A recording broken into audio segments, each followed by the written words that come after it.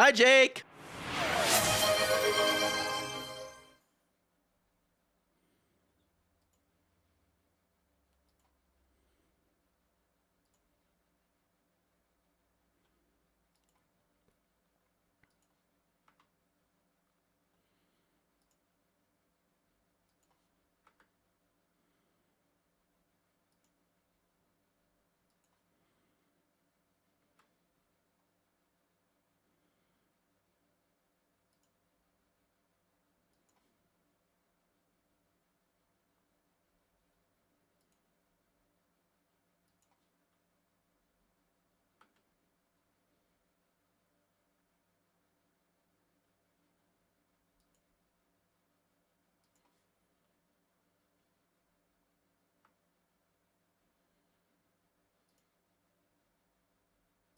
Hi, Jake.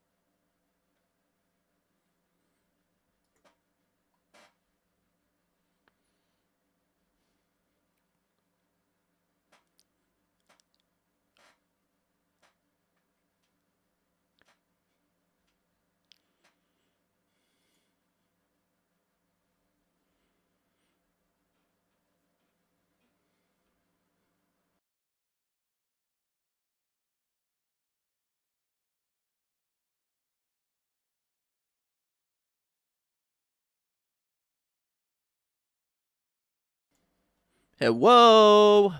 Hello. Happy heckin' Friday, guys. Good to see you on our totally first stream of the night. Totally first stream today. No other stream happened today whatsoever. Yay, Friday. Hello, Yellow Flash. Hello, Rahela. Hello, Puma. Hope you're all doing well. So, little bit of the business before we get rolling today. Hello? Yes. It's so good to be schmoving freely. But anyways. So, quick note, as you guys see in the pinned post that we got here, I submitted our findings with the glitch that we've been running into ever since I switched encoders to the AMD one. I submitted all 3 clips. Oh, hi, IT Dragon. Welcome in. Welcome in. Hope you're doing well. I submitted that to the team at Meld Studio, and they're looking into it. So hopefully we'll be able to find a solution to the problem, or maybe just a reason why. And if that reason turns out to be it's just my hardware, then, well, luckily I've got money coming in soon and hopefully a raise in the next month or so.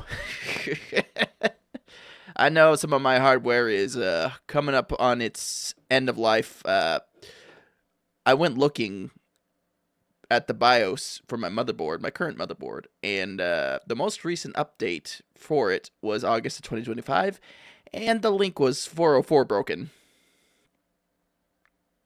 So,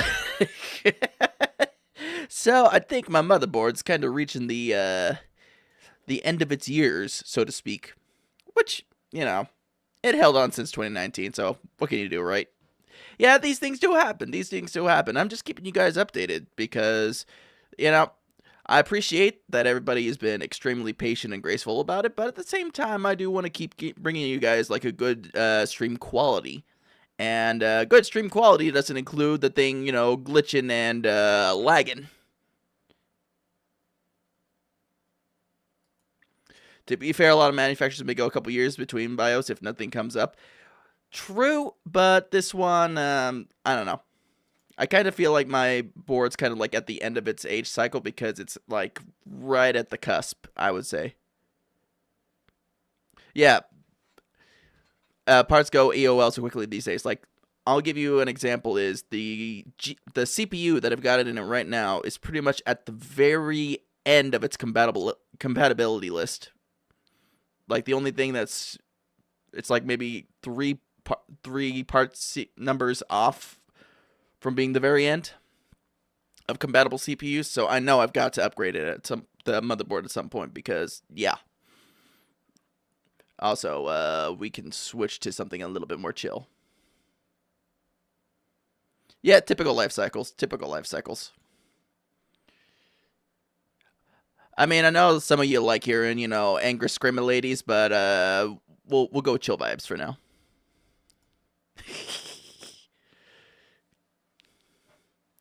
So yeah, I mean, again, I've got this thing pre-built back in like 2019. So I don't know how long it was like on the market prior to that, or how current that was, but I know it's time. So this next run of upgrades is definitely going to be to prolong the life of my current desktop. And then we're going to look towards a secondary unit just for handling the games. That's the plan, at least. 2019 is still a good run. Oh, yeah, incredibly good. Incredibly good. I've only had to change out... well, I did have the failure with the power supply. I remember that one went out. But then I upgraded the CPU and the GPU, so... It's still been a good run. This has been a very sturdy, good desktop computer, especially for all that I've been doing with music and stuff like that. It's been a good run. So yeah, that's I think that's really all the blabbing I had. And we're about to go and look at some men. If you guys aren't familiar, we're about to play some 11 Deepspace. And we're going to look at some very pretty men We're about halfway through the last big chunk of MSQ before the newest stuff, so I am eager to continue and keep learning, and who knows, maybe this change up in my setup will allow things to run a little smoother with this game too.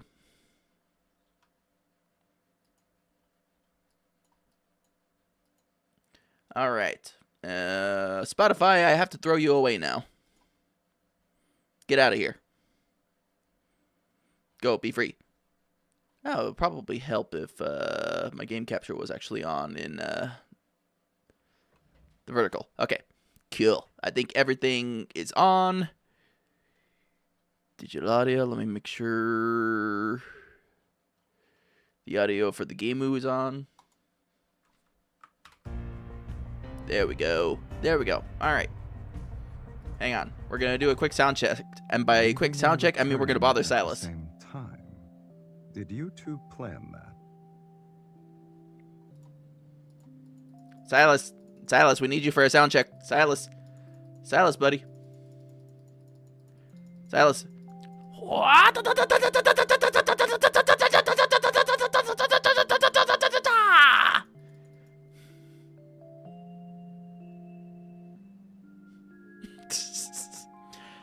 Were you guys able to hear that decently before I started being a goober? Here we go. You know, we'll sound check it this way.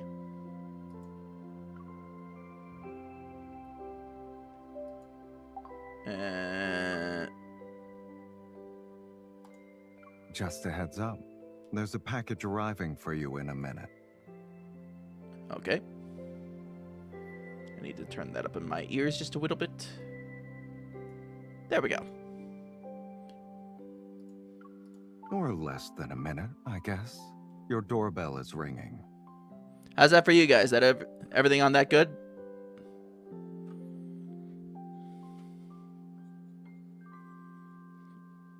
Yeah. Fantastico. Sorry, Silas, don't mean to hang up on you, but we got things to do. I saw Silas and I clicked. Hello, Rusayaki on YouTube. Welcome in. We are going through the MSQ, so we're getting caught up. Hopefully we'll see more Silas. We're kind of away from him right now.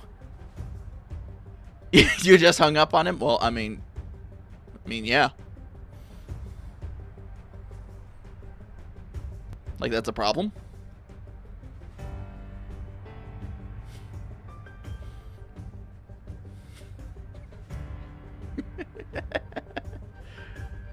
Are you on the Zane half? Yes, hellos. I am not sure. We are. Hang on. Sorry, Silas. We got a page away from you again. We're on all from Deepspace. So I'm not sure. It's been a minute. It's been a week. Now, before you say anything about me forgetting where I'm at within a week, yes, because I've slept since then. Okay, you are on the silent half. The second half is all about Zane. Oh, okay. So what you're saying is I should ping Dahlia when I'm on that part. Got it.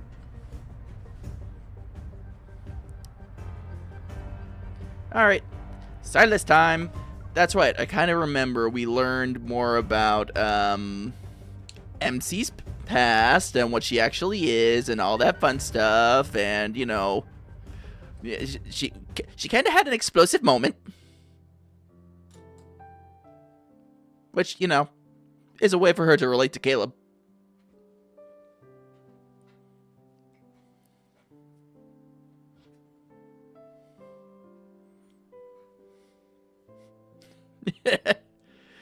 Just a little bit. Yeah. Also, those of you who are new to the stream right now, we are going through a little bit of a technical bit of difficulty since I switched encoders. If you guys see it glitching and lagging, I have no control over that. I got the good team of devs over at Meld Studio looking into why it's doing that for my computer. But for right now, it's I I've done about all I can do. So if we run into that, that's just a fair warning to you guys. Yeah, I know. I'm just saying. I don't want people freaking out like, oh, what's gonna happen to the stream? It's an ongoing thing, and so we're working on solving it.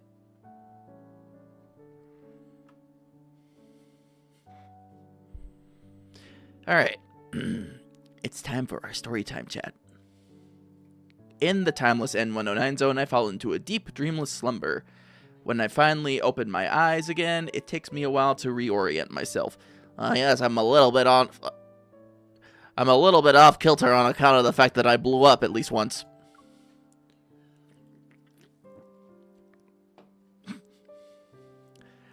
I stare at the intricate patterns on the ceiling for a long time before a single fact slowly dawns on me. I'm alive. Huh. How'd that work out? As if a switch had been flipped, I finally become aware of my surroundings. Outside, the distant roar of gunfire and artillery resound while music plays nearby. You know, just another day in the N109 zone. Didn't the Zoyan hunt end? Oh, look, it's our best boy, Mephi. Mephisto, what are you? I sit up and look around. Mephisto is perched on the bedside table. He bobs his head under Silas's finger like a chick pecking at grain. What the? Oh.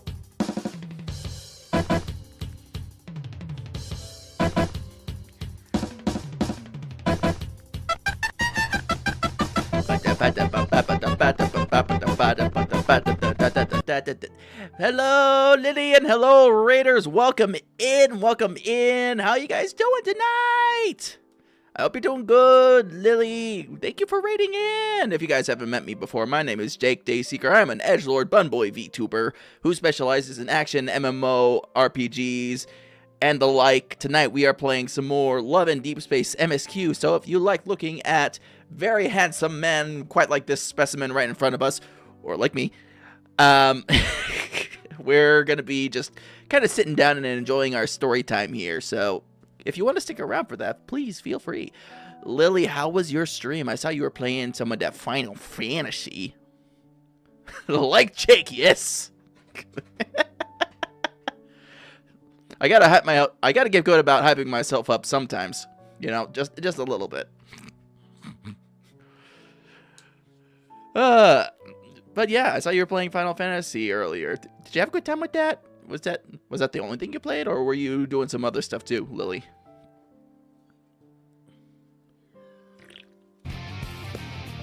Up.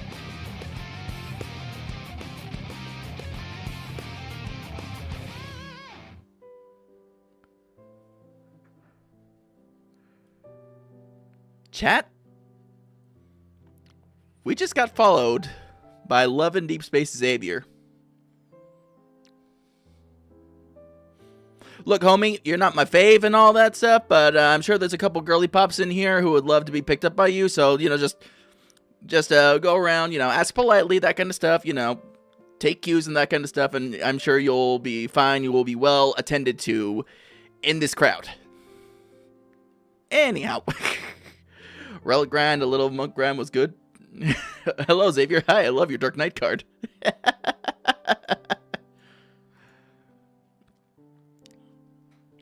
All right, but thank you for the follow, Love and Deepspace Xavier. Ayo. But up.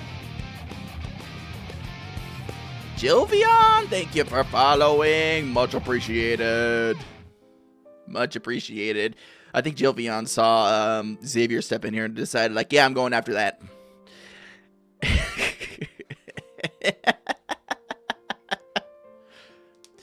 But welcome in. Welcome to the stream. We just barely got started. We are in the middle of Death and Rebirth, so spoilers if you haven't got there yet. But yeah, you were doing a little Relic Grind, a little Monk Grind was good. Yeah, I've actually been using the Relic to help to help level my other classes too, like Ninja. So I'm working on that right now. I got competition with these other men. I don't go to Love and Deepspace, but I can appreciate it. Is it the men? Is it the men?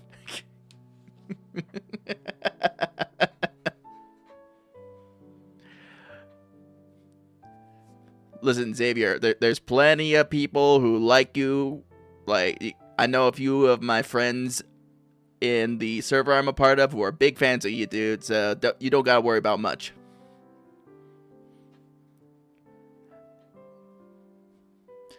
Any hoodlebees, Lily, if you need to go do any post-stream self-care, don't let me forget about, telling you that. Please make sure you do that. Stretch, get some food, get some water, get us something, I don't know, like hug one of your man pillows, that kind of thing. But, thank you again for bringing your community here to hang out with me and chill out while we do some Love and Deepspace progress. And again, I repeat, there are spoilers involved if you haven't gotten to this part of the story, so I highly suggest you vamoose if you haven't gotten to this point yet. If you don't care about spoilers, then, you're free to stick around, Have fun with that. Gotta go do some dinner. You go do that dinner, Lily. Thank you again. Really, appreciate you. And yeah, it did shout you out. Goob. I set up a bot to shout people out when they raid in, so less work for me. Real quick, but I never joined your Discord. Can I have a link, please? Here you go. Easy peasy, chat. By the way, if you haven't joined my Discord yet, which I don't blame you, people probably got like tens of dozens of their own different Discords to join, but my Discord is where we like to try and hang out when I'm not streaming, and it's where we'll be doing more community stuff after I catch up with the Love and Deepspace story. So please hang around for that. I also like to share a bunch of stuff, like that's pretty much where I ping people when I go live nowadays rather than do go live posts. So if you want to keep up to date with all the bun related stuff there, that's your spiel for the night. I've had at least 3 false starts. I think we can get back to this, Toei. I think. Unless another one of the lads wants to follow right this second. Any day now. If another lad wants to follow, do so now.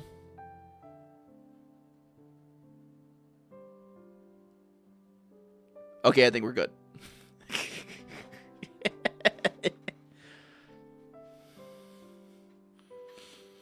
Alright. And, he bobs his hand under Silas's finger like a chick pecking at grain. Why are you here? Shouldn't you be asking that to the person who carelessly fell asleep? Okay, fine. Let me grab a mirror. Why am I here? Oh. I raise my hand, but I don't see the familiar linkage. Massaging my temples, I realize my distant memories have started to blur with reality. How long was I out? Don't tell me it's been 4 or 5 days. You would have starved to death in that case. Silas is lounging in a small armchair next to the bed. He's looking out the window. Several gemstones, 3 wine glasses, and a marker are scattered across the nearby side cabinet, small table, and floor. It's morning. And more importantly, it's been 3 days since the Zoian hunt ended. Oh, Zoian, not Overtime Zoion. is almost over.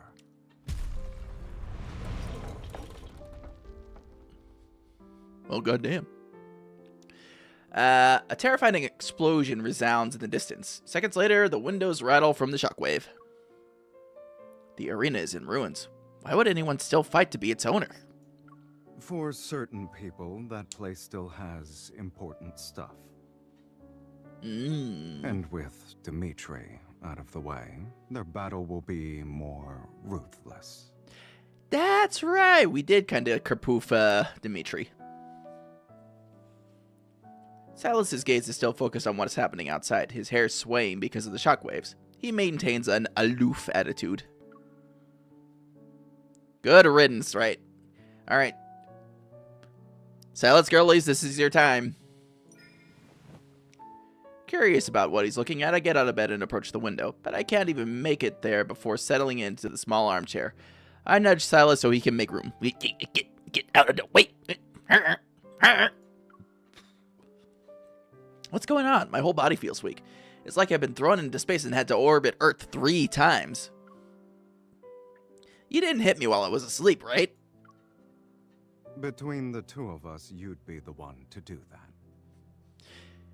Yeah, to be fair, MC does kinda strike me as the one to be the bed hog. Did I hit you while I was sleeping? Silas holds up 2 fingers and glances at my right hand. Twice. I had no idea. I was dreaming the entire time. Maybe I got too excited. Silas finally turns to face me. He gently takes my wrist and gives it a light shake. Shake, shake, shake. Remember, a good strong handshake is a good impression. Are you well rested now? More or less. Let's go then.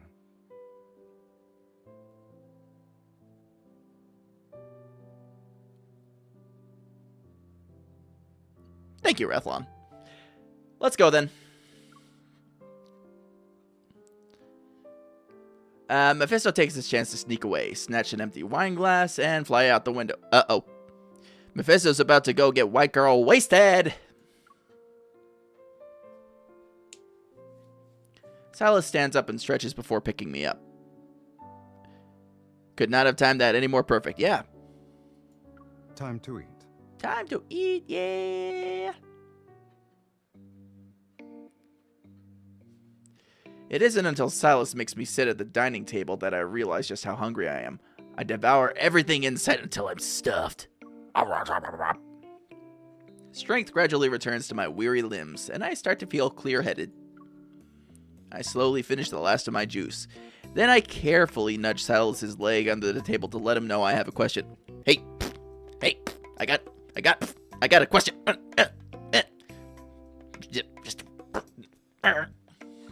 I see you're disregarding table manners, kitten. I was worse during our first meal together. Isn't it a little late to start worrying about etiquette? Something cries out near the window. Mephisto, who has been absent during the meal, taps on the glass and squeezes through the gap. He drops a dark-colored object into my hands.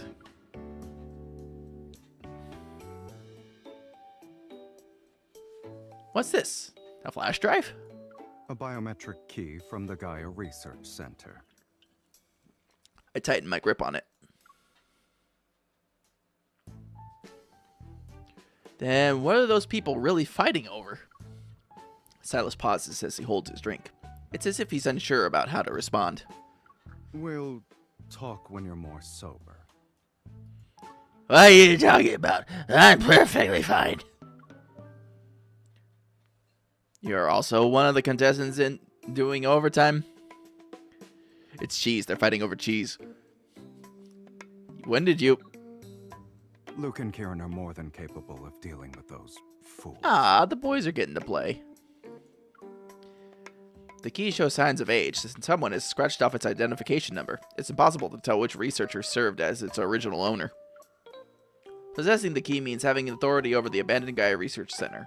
Even though it's nothing but ruins now. Yeah, we kind of left it a smoldering crater. A wisp of black-red mist creeps up the back of my hand, forces its way between my fingers, and tries to take the key away. Silas. That's my trophy. Give it back. It'll buff out. Silas stretches his long leg to push his chair. He leans back against it as he uses his index finger to guide the mist. It's still pulling on the key. Dismissing the idea of letting go, I clutch the key with both hands and lunge towards him like a sparrow drawn to a grain of rice. Rathlon, we might need a part 2 on that sexy sax. Your theft techniques are getting sloppier by the day. Are you going to headbutt me to death before you loot my body? Sit. Thank you! Silas has me rest against him, and when he sees me still holding the key with both hands, he laughs. Didn't have enough time on that one. You're a persistent thief. Since you've already shown it to me, I timed it with sit. Well, that's fair. I can borrow it at some point, right? You're very generous. You had a nice meal and are on your way to a full recovery. Yet the first thing you do is come up with a plan to steal my stuff. I'm not doing that. He's not insisting on taking the key back, so I secretly breathe a sigh of relief and change the subject. I decided to talk more about my recent dreams. I wanted to ask you something ever since I woke up, but you kept steering the conversation in another direction. Hmm? I saw us finding wanderers in some kind of interstellar arena. Do you know anything about that? What else did you see? My gaze drifts from my hand to the shoulder, then to the light, reflected from the wine, dancing on the wall. I continue in a softer voice. We fought countless wanderers and monsters that looked like modified humans. Then we were the only ones left in the arena. The crowd went wild and screamed for us to fight each other to the death. It doesn't matter where you are in the cosmos. Every gladiatorial dictate arena created by intelligent life abides by the same rule. There can only be one victor, so... Either I kill you, or you kill me.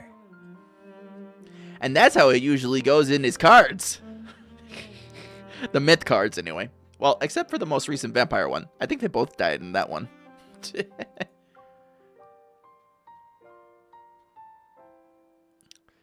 I had a pizza joke I wanted to tell. I had a pizza joke I wanted to tell, but it was a toss-up. So Kisabel, but Kisabel, but if I want at spy I want but L. What the hell? One arm, what did you put in there?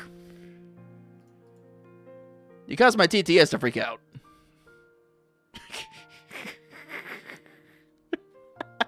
How you doing, bud? Yeah, I don't know what was going on with that. I think the joke broke it. It's your TTS, ain't my fault. I guess. Wait, this is the Shadow TTS, yeah? Yes, it is. It is the Shadow TTS voice. I know, Rayla, we're hang on, we're trying to figure out what the hell just happened with the TTS. Alright. Well, if we need to pet him face, then we're going to pet him face as appropriately. Got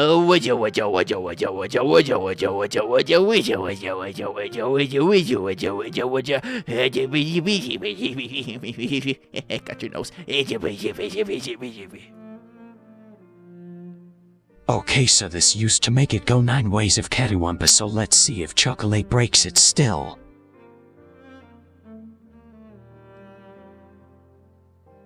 Okay. Looks like chocolate doesn't break it. Okay, good. Yeah, I think I just needed like a quick freak out. Alright, I sit up straight and touch the corner of his eye. I'm searching for that hidden color in his right eye. But when we faced each other, you didn't attack. Instead, you took my hand and asked if I wanted to escape together. That nebula was more chaotic than an abyss. I didn't see how it ended. Did we manage to escape? What do you think?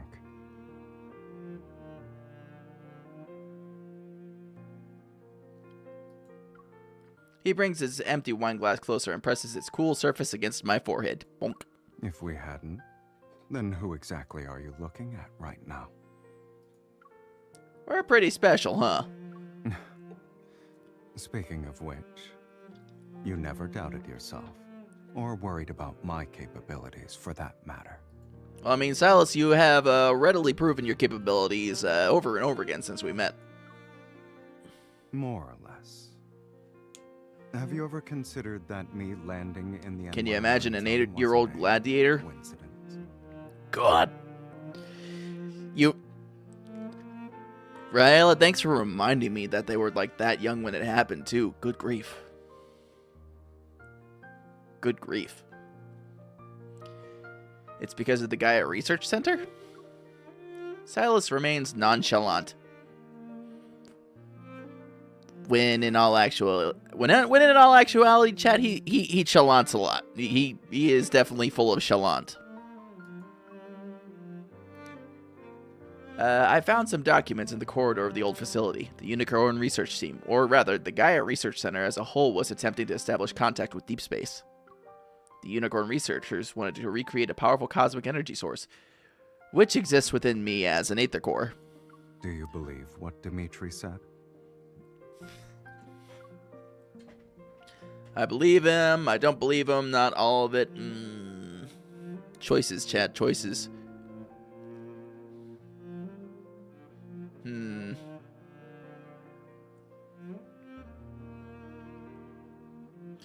I don't know. That Dimitri guy was kind of a few marbles short of, a picnic basket. If you ask what I think, but that's just my opinion. He was a little crazy, just a little bit. Yeah, a little bit led astray by the tides of ambition.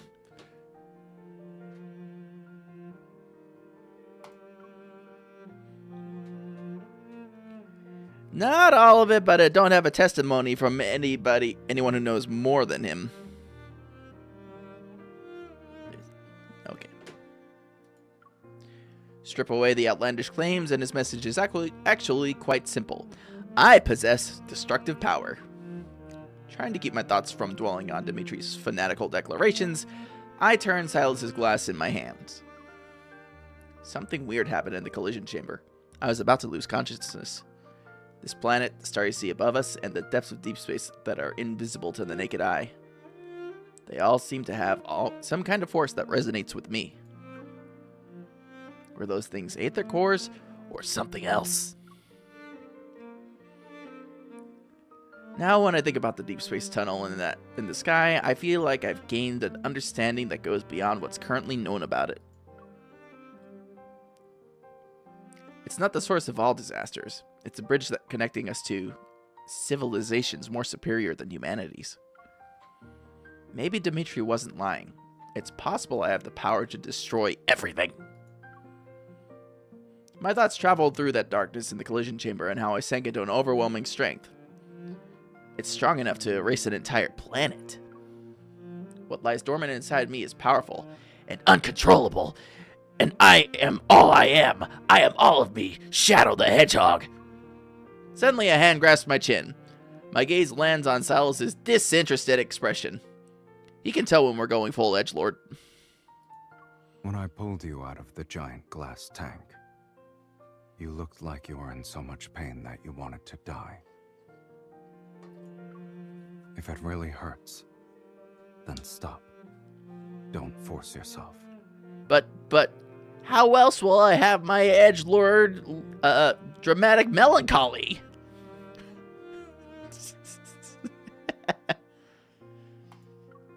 And don't ever make that face again while you're at it. What face? Was it this face? Or this face? Or was it this face? Oh, yeah. It's a very sweet moment here with him. And I'm just being a goofball. I look directly into his right eye. The mesmerizing Aether core within it remains tranquil, and my racing thoughts slowly calm down.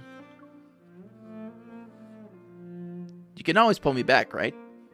Just like before? Whoosh. Poke.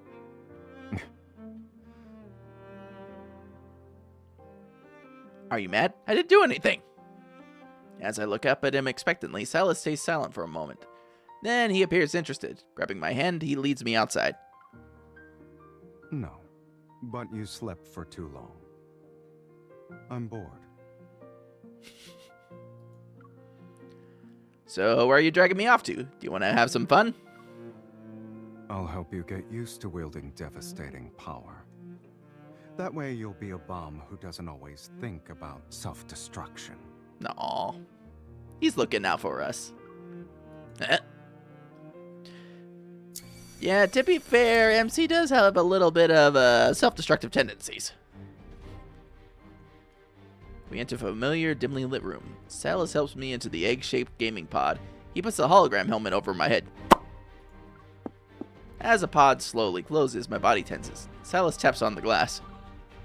Although I can't hear anything outside, I read his lips. Now come. Conquer everything. Cope with the trauma with video games! That's right, that's my number one cope strategy besides music. Starting with me. Oh, chat, apparently he wants to be conquered. Ayo.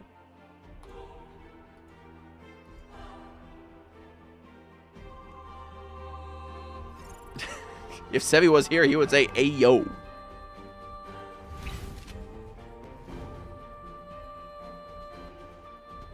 All right, pursuit.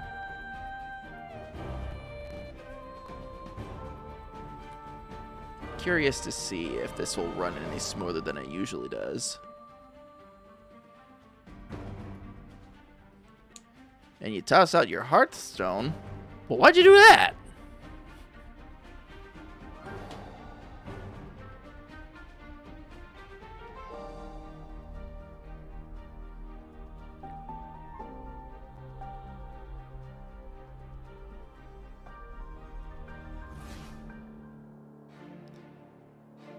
It's All right, time get to go beat up moving. stuff. I say, as I'm not actually controlling the game. Are you prepared to keep up with me? You're the one who should be keeping. Take this! It's time to serve the main course. There's plenty to go Game, around. please behave. You won't escape. It's your turn. Okay, if you say so. This is only the beginning. There's more than enough to get our fill. Be careful. Don't let it hit you. Silas, He says as he gets It bonked. can't escape. I'm glad you got You're it back, too dude. close. That's take this! It's time to serve the main course. There's plenty to go around. We're halfway there. I think the game is lagging everything. More for us to be done. Don't rush in carelessly. Honestly, are you saying like the whole stream? This is only the beginning. There's more than enough to get our fill. Take this! It's time to serve the main course. There's plenty to go around. It's your turn. Okay, if you say so. Bring it on. It's time for an energy storm. Even my model was frozen at points? Okay, yeah, that's... Level everything to the ground. Yeah, I think that's part of the whole encoder thing we got going on right now. It's time to meet the maker. I'll show you. You put Then up a again, I'm good also fight. like not moving around Good much. job.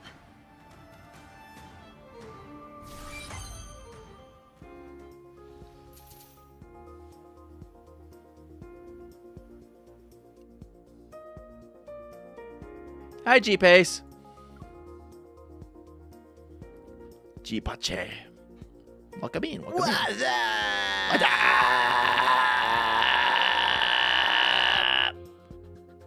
Yeah, I think Rathlon, that's still part of the mystery with the whole AMD encoder thing we're going through.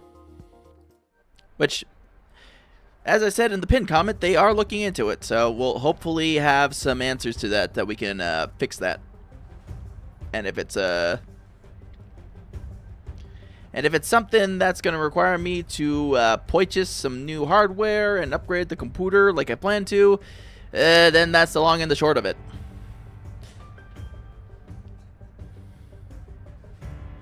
Could also be that the emulator needs a major look over. Well, yeah, the emulator, honestly, like we get on this soapbox at least once every stream. Yeah, Infold actually needs to pony up the money and actually make a proper Love and Deepspace client, because running the emulator this way, it's, yeah, everybody says it's not ideal.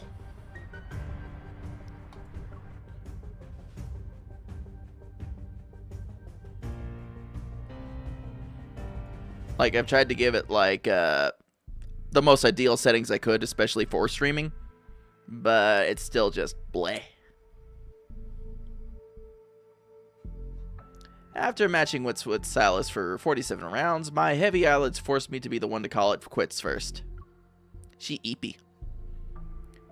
I slept so deeply that when I woke up, I found myself in my own bed. I had been moved there and didn't even stir once. Was I really that exhausted? Or do I trust him too much? Girly pop. Girly. Look, girly. It is okay. It is okay to trust the mans. It is okay. He looks out for you. Sometimes he can be a bit of a wild card, but the man clearly looks out for you. I mean, they should have the money from that game alone. I mean, it could pop off if they bring it to Steam. Oh, dude, no doubt. Like, it'll really pop off once it actually hits some proper, like, platforms like Steam or its own client. It's the fact that they just, what's the word I'm looking for? Haven't. Like, Epic Games Store has Infinity Nikki, which is another Infold game, with its own client. So they can do it. They're just choosing not to. At least not for the time being. So, you know, I'm just kind of like, really? I mean, even Rahela can tell you, like, the gripes people have with having to go through the Moo Moo player.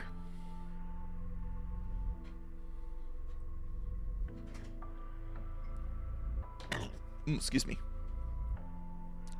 That was fresh. I massage my throbbing temples as I recall the information I received during our break last night. Wait, what can I tell him? Oh, about, you know, using Moo Moo Player and how Infold should get off its ass and actually make a proper client for Love and Deepspace. You don't use Moo Moo? Oh, well, okay. I made an assumption then.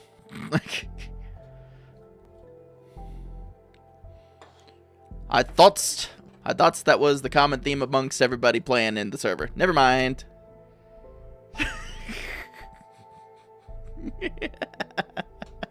Sorry, I didn't mean to make you panic. But yeah, the people who do use the emulator have noted it's not ideal.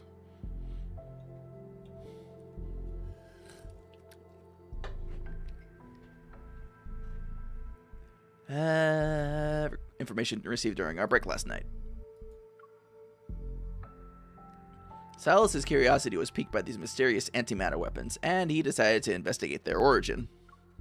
Luke and Kieran were equally thrilled. They rubbed their hands together as if to say, "We finally have something fun to do!" Given the usual efficacy of Anakinus' leader, that mysterious hunter will soon cross paths with an odd little group consisting of a boss man, 2 troublemakers, and their crow. As for the key found within the ruins of the Gaia Research Center, will it unlock the secrets of a hidden past or take me down another path that leads into an unknowable future? Either way, it's what I have to investigate next. I look around the room to find every curtain has been drawn shut with great precision. Not even the smallest sliver of light can get in. My place got turned into a cave, basically, and only he'd do that. I walk to the window, and as soon as I pull back the curtains, blinding light floods my vision. Ah, the sun! As far as the eye can see, a cold radiance has engulfed the city. A blanket of snow covers every building. It's snowing in Lincoln?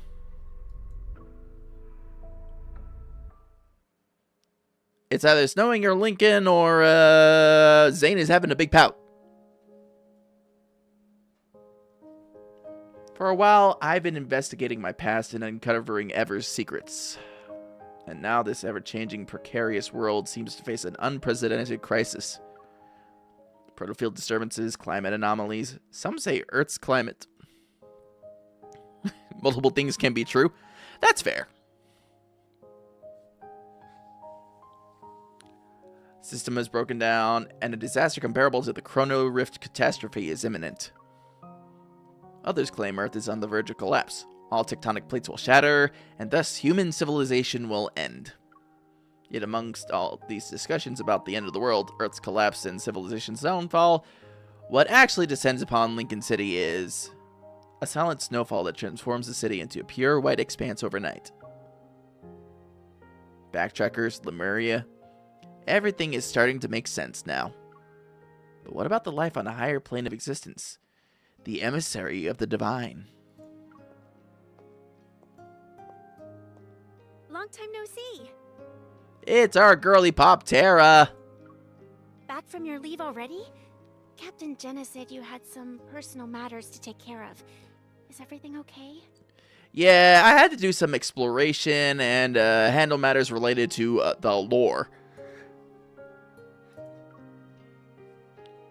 For my administrative leave, only Jenna knew about my visit to the ruins of the Gaia Research in the N109 zone.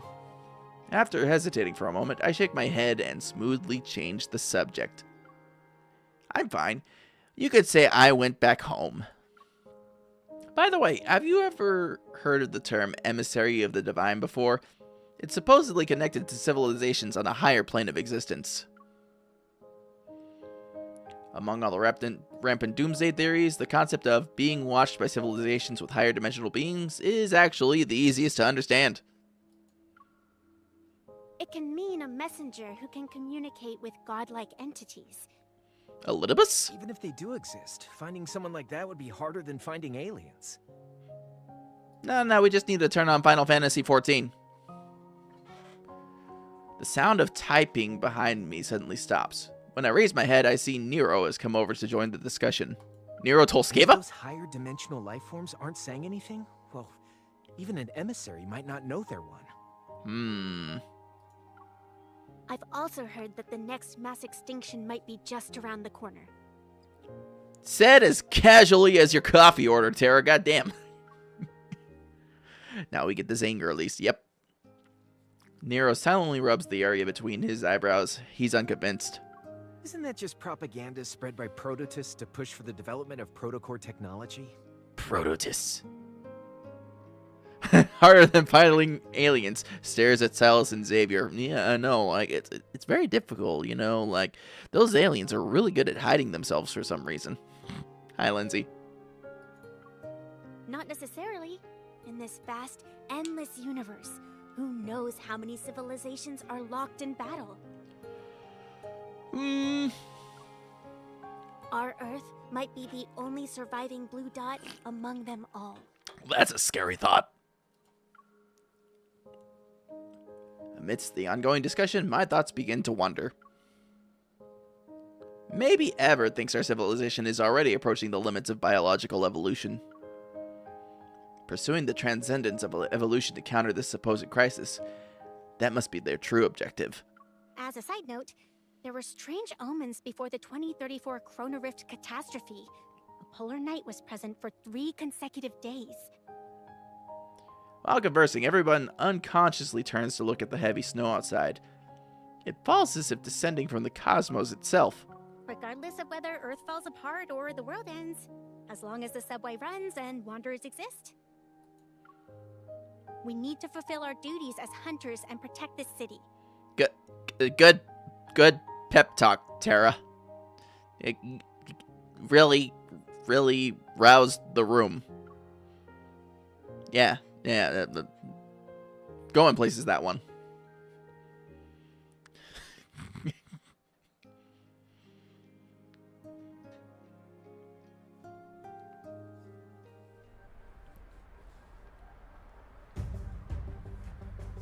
World's ending. Gotta head to work anyways, and that, my good friends, is the effect of being caught in the capitalistic cycle. Eesh. When we are together.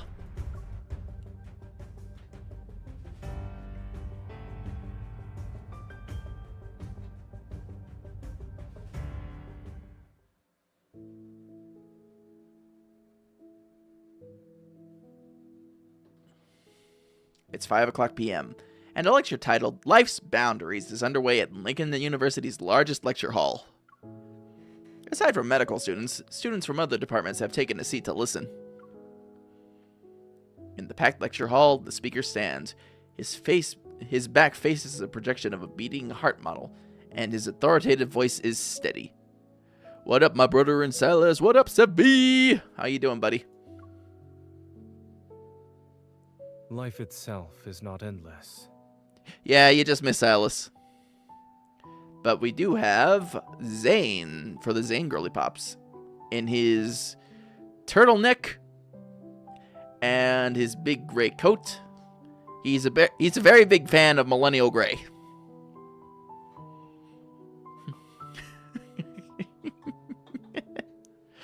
Also, Sev, per the well, duh, it's very utilitarian. Yes, it is. Just giving you a little bit of a heads up here. In my pinned comment, at least it should be showing that I did submit our findings to the folks over at Meld Studio, so they should be helping us figure out what the heck's going on with that glitch.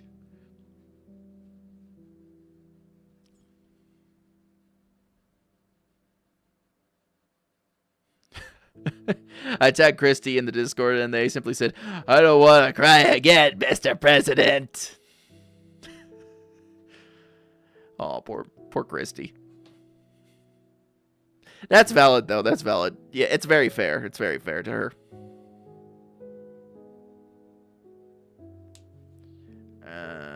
Hang on. Hang on. I just saw a notification pop up here. Oh, that's cute. Very quote. Life itself is not endless. Life and death, health and illness. These seemingly opposing concepts maintain the balance of life itself. One could even go as far as to say death and rebirth.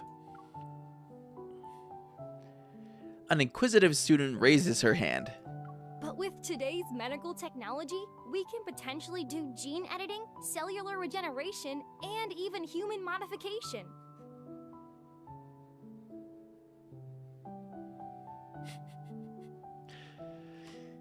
If immortality becomes achievable, why should we still accept death as the end of life?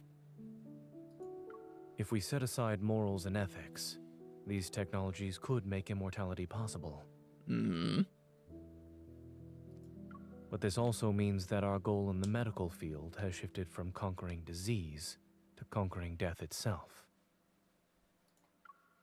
Zane's gaze sweeps across every face in the room, his tone remaining calm as usual.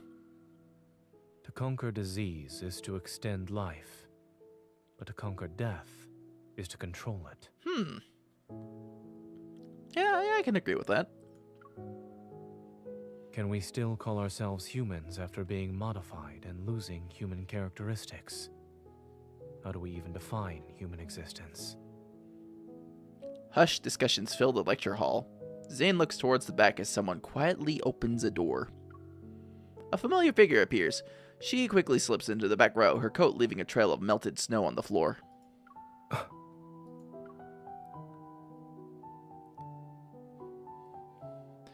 He quickly shifts his gaze and continues with his previous point.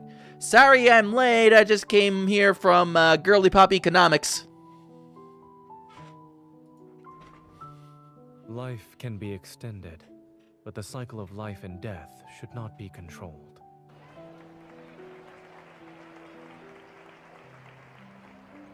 After the lecture ends, Zane is completely surrounded by eager students. I sit in the back row and wait as students file out behind me. Did you see the news? How could they accuse Dr. Zane of disregarding human life and abandoning his patients? They're saying he has no ethics. Somebody is putting slander on our man Zane? Look, he's a coup dare and all that stuff, but he is not somebody who does not care. It all started when some government official's kid got diagnosed with protocore syndrome. They tried to use their family connections to pressure Dr. Zane into prioritizing their surgery. That's always the bourgeoisie. But he refused and went to treat another patient who needed more urgent treatment. Always the bourgeoisie. Oh. So that's why they're spreading all those nasty rumors about Dr. Zane online. What a piece of work. As the students' conversation fades into the distance, I stop eavesdropping and not in quiet agreement. Not the bourgeoisie. I mean, dating a patient is kind of sketch in terms of ethics, but I don't know. We get a free pass on account of the fact that we're main character Chan. Consequences? What are those? The birds work for the bourgeoisie!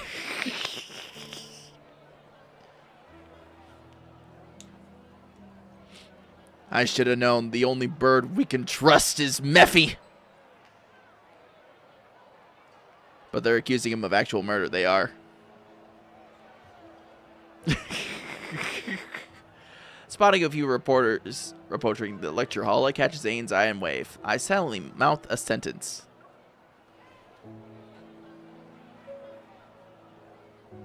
Come here, Dr. Zane. Zane glances in my direction, nods, and makes his way through the crowd of students. That will be all for today. Someone is waiting for me.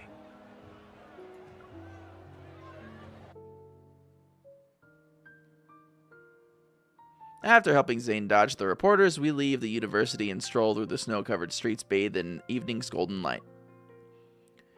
You're good at making complex topics clear and accessible, Dr. Zane. If I were a few years younger, I'd sneak into your lectures every day. Raphael's Seagull Choir is also fairly trustworthy, if a bit rowdy. You know what? Fair point, Rahela. Fair point. Fair point. Because Seagull's gonna Seagull and Mephi's gonna Mephi. Really? What was the second key point from the third section?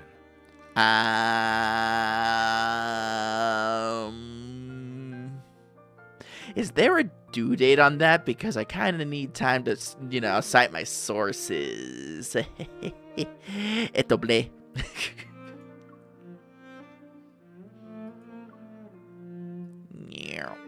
Faced with Zane's knowing smile, I sigh and turn to walk in the opposite direction. I think Xavier also has a little bird that likes to visit him. I mean, we had Xavier here in chat a bit earlier. Hey, Xavier, do you have a bird? Where are you going? That birdie is named Puffball. Aww. I need to find a time machine so I can hear your brilliant lecture from start to finish. 3, 2, before I can finish my silent countdown, he grabs my hand. Come back. Alright, Zane, girlies, here's your meal. I only saw you arrive near the end of the lecture. The time machine must have not been invented yet.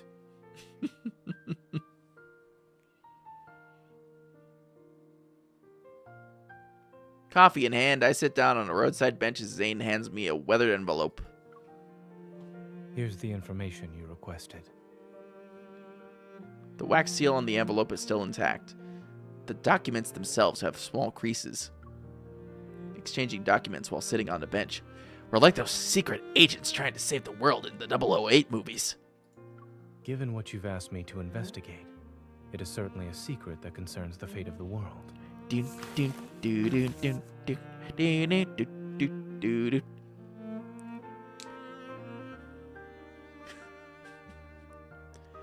I vaguely remember Zane mentioning Dr. Noah's Arctic expedition research, which might be connected.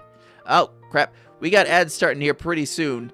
If you haven't been here before, chat, we do run ads for 3 minutes, only once an hour. So that gives us maximum time to hang out, play, chill, vibe, whatever. So when those ads kick in, please feel free to take the moment and stretch, get a snack, get some water, to do whatever you got to do. And then we will be back shortly after those ads are through. We appreciate everybody who does hang out through the ads, or especially those of you that do subscribe, because you guys get the benefit of not only not seeing ads, but also get some really pretty nice emotes with that too, with more that we'll eventually be getting. So, just saying.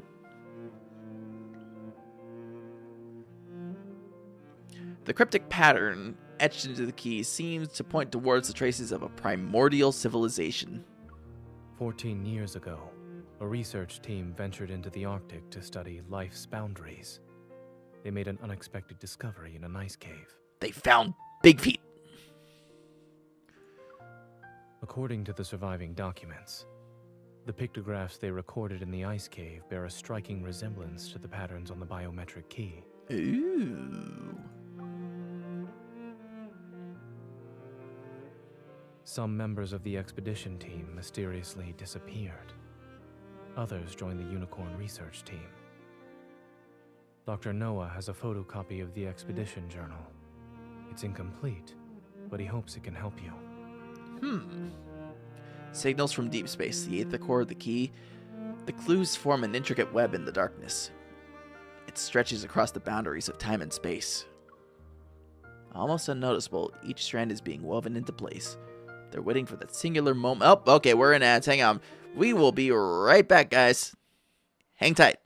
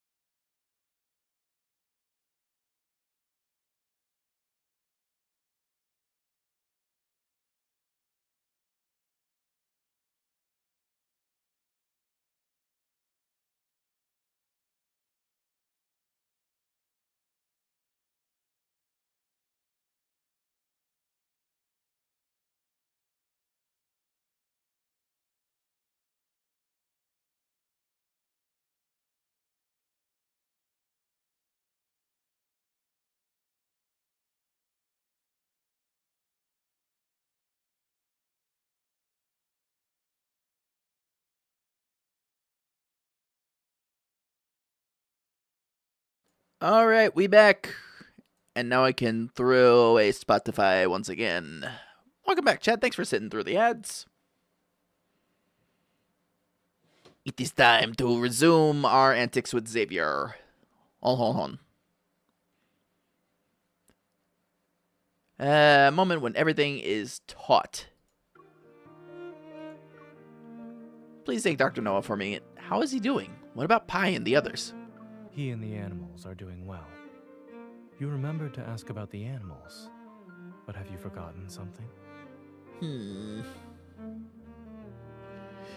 Did you mean to say, Xavier? I might have completely goofed that. Maybe I had Xavier on the brain because they showed up in chat earlier. Zane!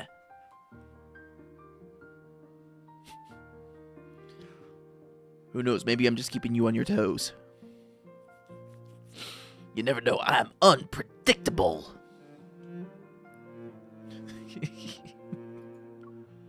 Huh? It dawns on me. Do you need special attention too? Do I look invincible to you? Thinking about how rare our meetings and calls have been lately, I feel a twinge of guilt.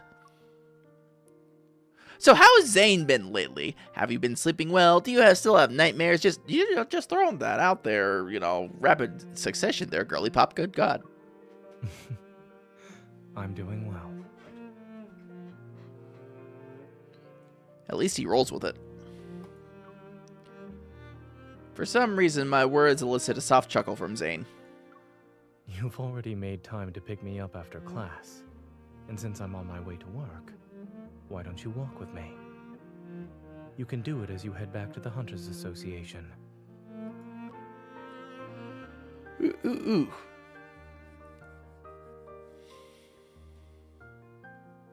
Traffic is at a standstill, and bring that back here. During the evening rush hours. Fortunately, Axo Hospital and the Hunt Association are within walking distance, so we decided to continue on foot.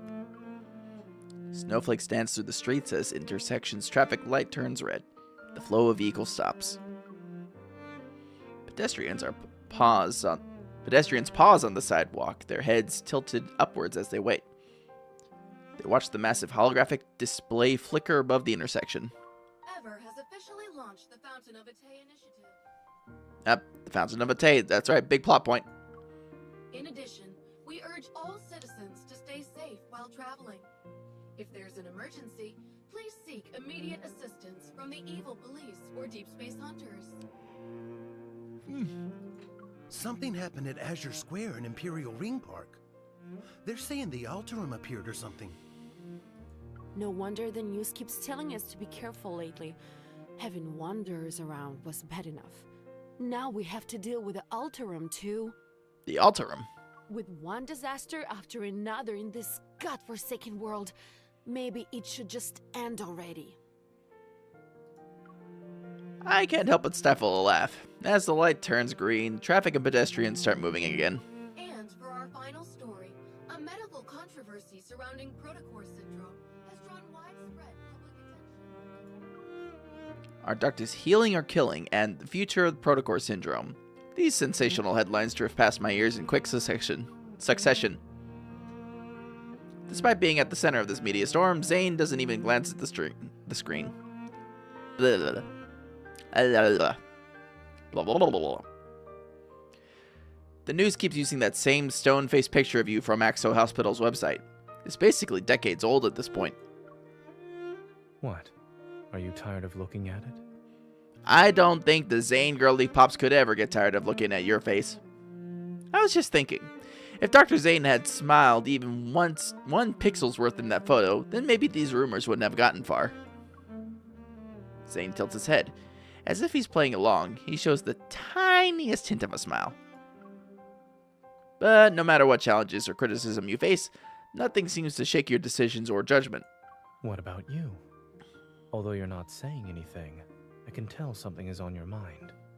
Yeah, I basically learned I'm what we call a world-ending threat. You know, just a little bit.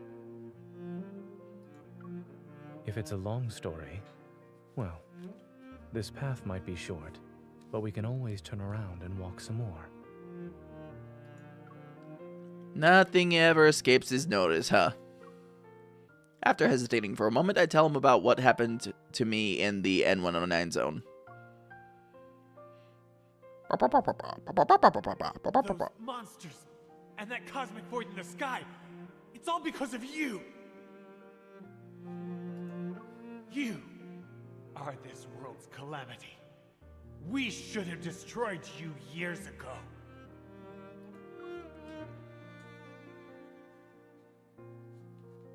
The Gaia Research Center, the Unicorn Laboratory, the Collision Chamber, and the Spatium Core I absorbed into my body.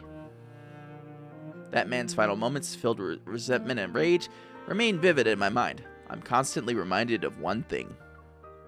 I don't belong in the world that I thought I knew so well. So what you're saying is that they almost put you down in the N109 zone. Well, you didn't have to phrase it like that. He wanted to dispose of me like I was some kind of medical waste. Zane's lips curve into the slightest smile as he tucks my cold fingers into his coat pocket. I'm walking down this path now. It's strangely surreal. Are you more lost now? Or more certain?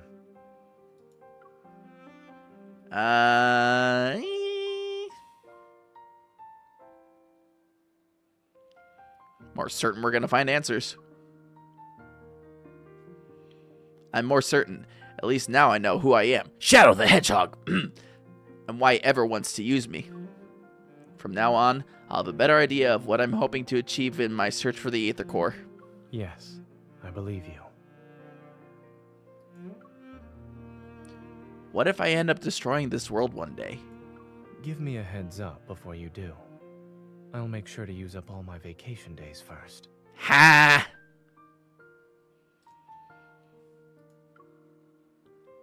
At the last intersection, our brief walk quickly comes to an end amidst a crowd. After we cross the street, we'll return to our work and face the challenges that life has in store for us. A wave of sadness washes over me because we have to say goodbye already. I force myself to smile. Let's do our best, Zane. Wait. Just as I take my hand away from his, he catches it again. Then he pulls me closer, and I'm almost completely enveloped in his coat. Oh, he's getting the big hugs. Looking down, I notice he's carrying his laptop bag and a simple, understated gift bag. He takes out a scarf from it. The soft fabric gives off a gentle, warm glow under the streetlight. Today's not even a holiday. Why do you have a gift for me? I didn't have a good excuse. But after hearing about your rather fascinating origin story... Which he's totally chill with, by the way. He slightly leans down and carefully wraps the scarf around my shoulders.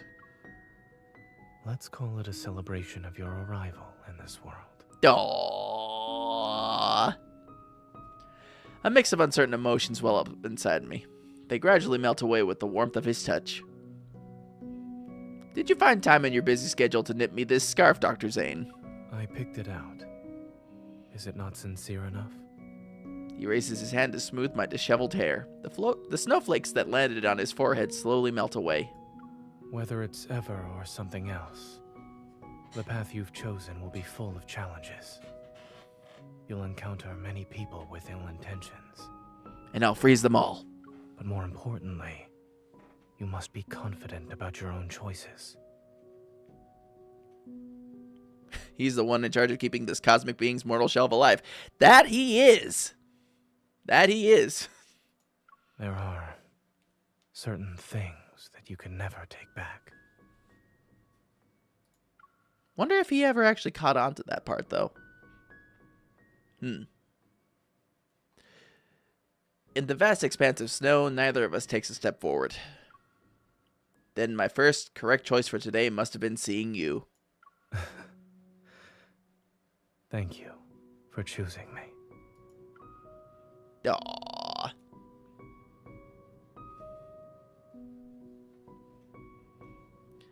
With 10 seconds left on the green light, he waves goodbye with his back turned before walking into the snowy, dusky blue twilight.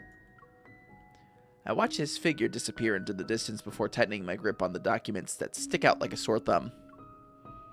Looking around the bustling intersection, I'm surrounded by a constant flood of noise and information.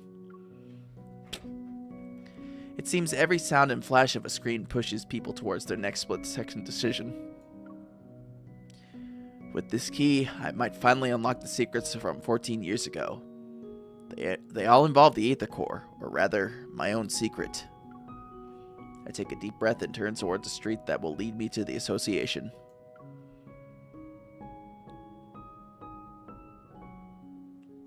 Good stuff.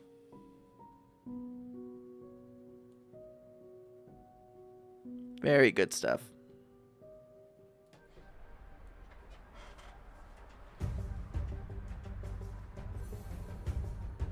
Deep night. Deep night night.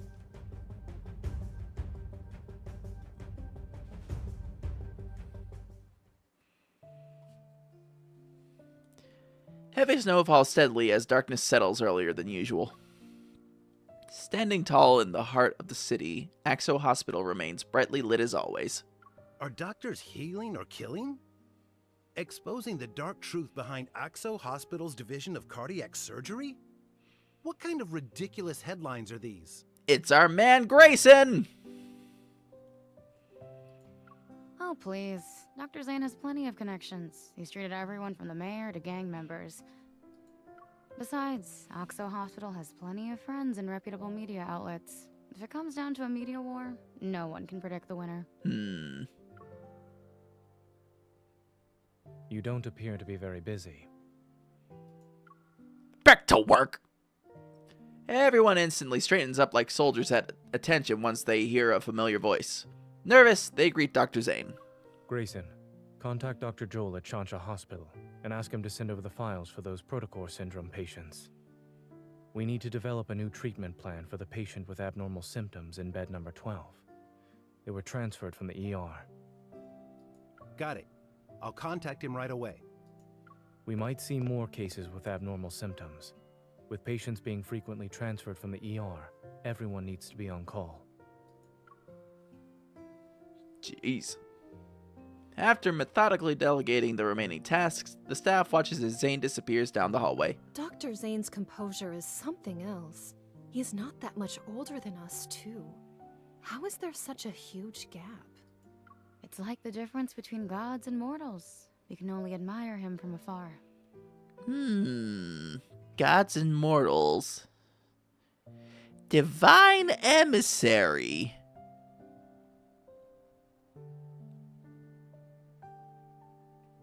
Totally unrelated.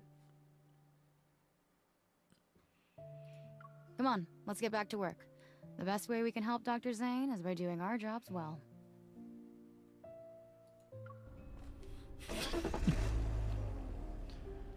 Totally unrelated. Cass? Hey, Cass, how you doing? Welcome in. We're on the Zane part of Death and Rebirth. At 2:30 a.m. Have you watched any of the Zane myths, by the way? No. You see, Rahela, I had the distinct honor and pleasure of joining y'all's Discord at the precise time when you guys were discussing with great enthusiasm the god of backshots.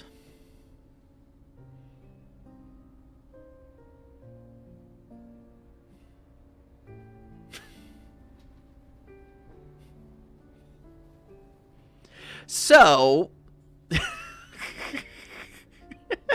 I know, Leo. So, no, I have not dug into any of the Zane myths yet. But I'm very, very, very aware of that one.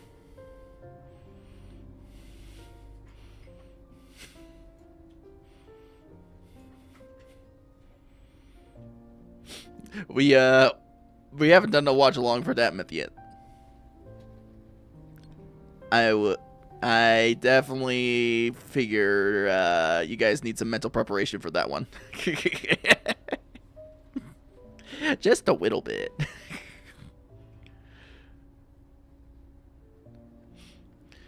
We have done his first one, though? Ah, okay. Okie dokie.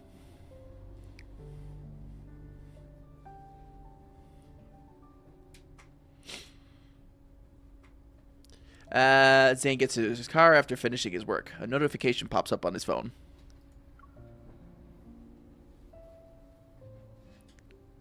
The hospital's director approved his application for the medical research project. His phone rings. Zane glances at the screen. It's Dr. Noah. A little mental preparation. Yeah. Just, I mean, clearly the story involving the god of backshots and the sex altar requires a lot of, mental preparation.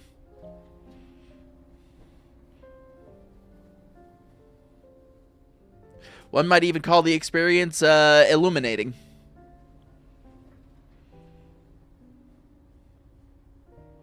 Lurv and Deepspace. Hey, Thunderbird. It's Dr. Noah. Zachary just called. He said you want to join the Fountain of Atay research project?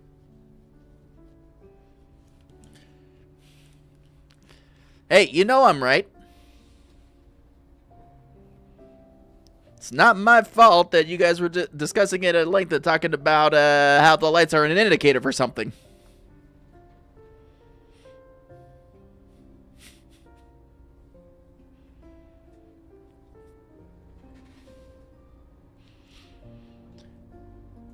Yep. Yes.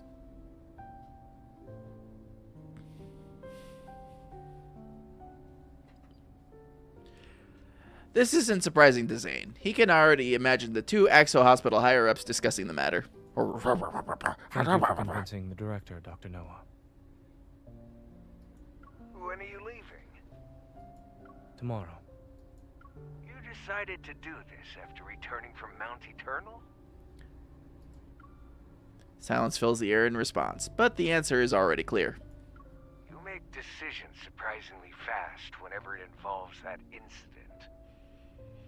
Also, I don't know if I said it, but hi, Nolio. Welcome in. Welcome in. Always good to see you. Also, Nolio, you have impeccable timing coming in when I'm talking about the god of backshots. I can't tell if the past is a chain that binds you or a force that drives you. I mean, a little bit of column A, a little bit of column B.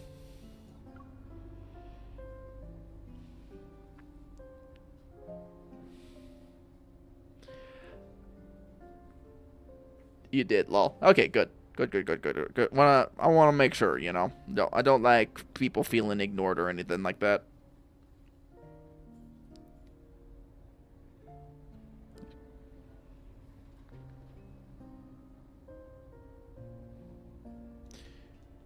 Alright. Zane lowers his gaze, his expression remaining perfectly unfazed. Not a single hint of emotion appears. Perhaps it's both. You're still young. You're not alone in this world. Don't try to shoulder everything by yourself. Sorry, Dr. Noah, that's my whole character arc. Before hanging up, Dr. Noah purposely lets out another exaggerated sigh. Zane lowers his phone, its light slowly becoming dim in the heavy darkness of the night. With so many people behind me, I should be the one walking ahead, yes? He's determined.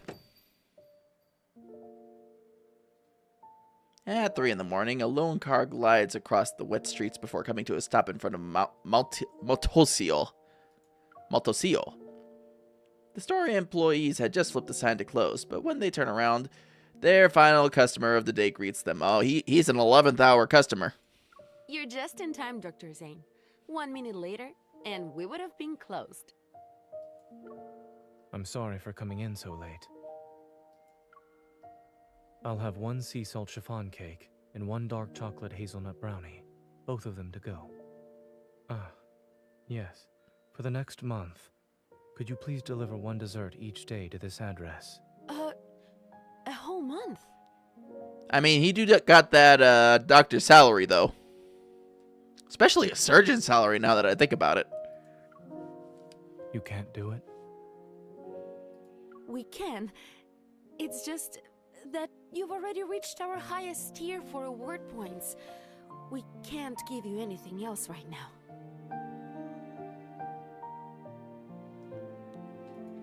you going on another trip, Dr. Zane? Oh yeah. Zane nods. Please deliver the new menu items when they become available. Thank you. Don't worry. I wrote down the address. Let me just confirm the customer's name one more time. This is the young lady, right? It's Jaku-chan Daio Desune de Aremasu desu. Make sure you get all that written down.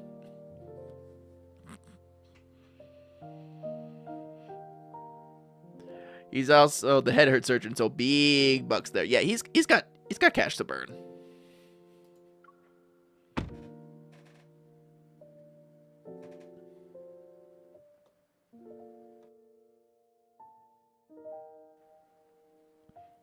As he places the desserts on the passenger seat, he notices the snow has already accumulated.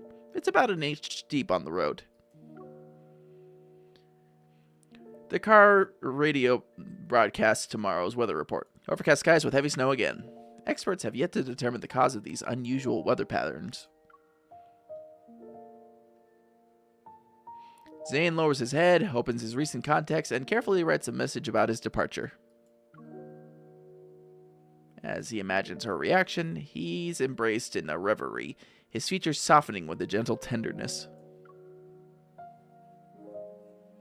After sending the message, he opens the notes on his phone. The most recent entry was made at 4 o'clock a.m., the day before yesterday.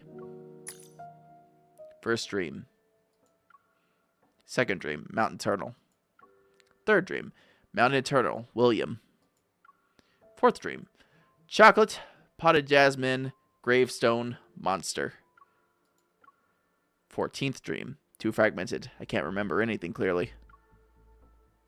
Ever since he returned from Chansha City, these nightmares have appeared more frequently. It's as if fate is sending him omens. Trying to ease the dull ache of fatigue, Zane massages his temples. He turns off his phone, tosses it onto the seat, and grips the steering wheel.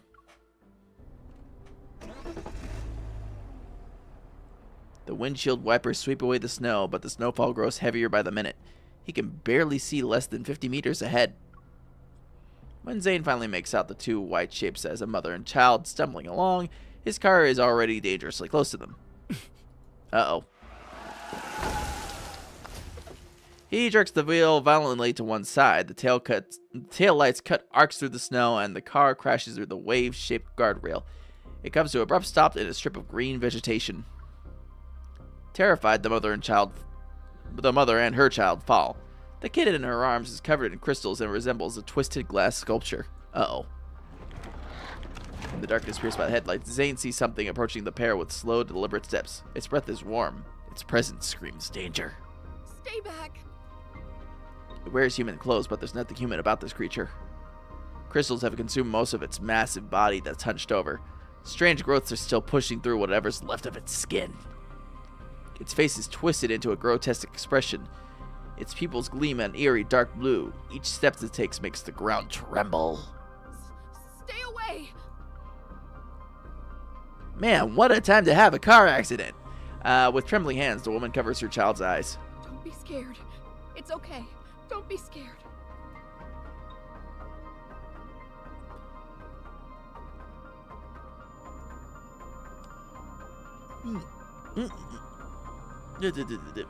Inside the car, Zane's nerves suddenly tense as the ringing in his ears, which had subdued, violently returns.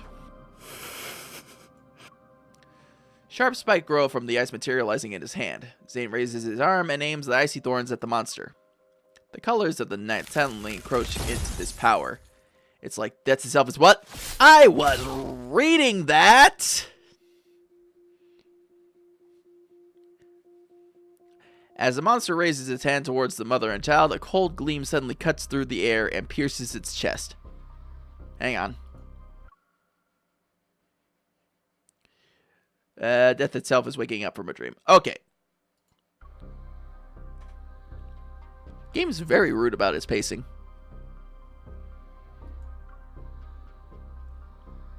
Fragmented ice blooms from the monster's chest, almost covers its entire body. The woman looks up in shock to see a figure step out from the car. Moonlight illuminates his cold, almost mechanical gaze. As the monster lunges forward, a thin blade of ice instantly materializes in his palm. Sleek like the wind and emanating deadly frost, it flies towards the monster's body in the blink of an eye. Mommy. It's okay. Someone's here to help us. Just hold on a little longer. Stay awake. Promise me. Amidst the shattering of ice crystals, everything seems to freeze in time. The monster falls to the ground, and snow flies everywhere. Obscuring all visibility, a white mist appears. A violent gust of wind howls and sends ice crystals towards the motionless woman. Still dazed from the recent brush with death, she stares ahead. From the blizzard, footsteps approaches. Each step echoes, and it's like the ticking of a countdown. Please, save my son. He hasn't turned into a monster yet. He won't become one of them.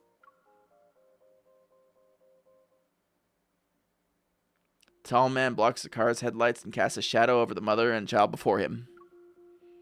The woman shrinks back in fear, and the chocolate slips from the child's trembling hand and falls onto the snow. Saving him would be pointless. Uh-oh. Zane? How dare you? Ignoring her anger, Zane bends down to pick up the chocolate and holds it out to her. Ice crystals fall from his fingertips, landing on the chocolate's wrapper. They melt to wash away the blossoming bloodstains. He's beyond saving. Oh, no. Poor kid. No! He hasn't turned into a monster! He's still alive! He... Heart-wrenching sobs slice the darkness as clouds once again obscure the moon. Zane's silhouette quickly dissolves into the snowy night.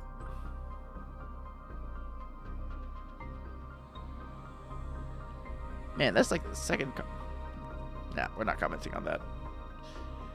Still, rough. Rough situation, Zane.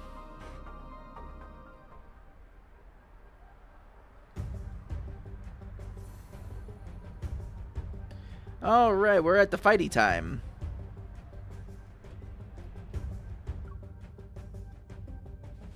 Time to fight!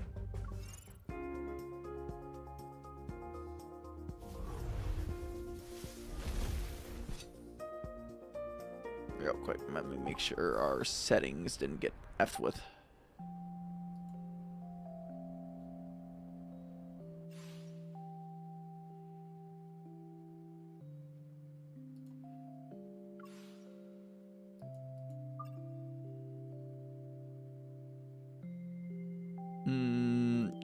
Yeah, we're on Schmoove, low power, confirm.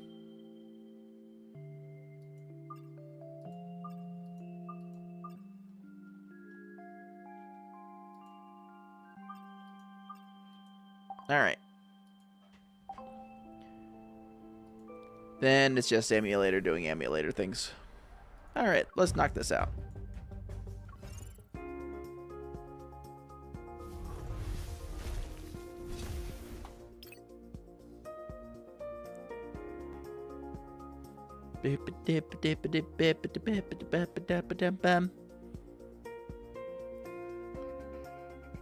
Chat, we are just about halfway through with Death and Rebirth. Hell yeah. We are making moves.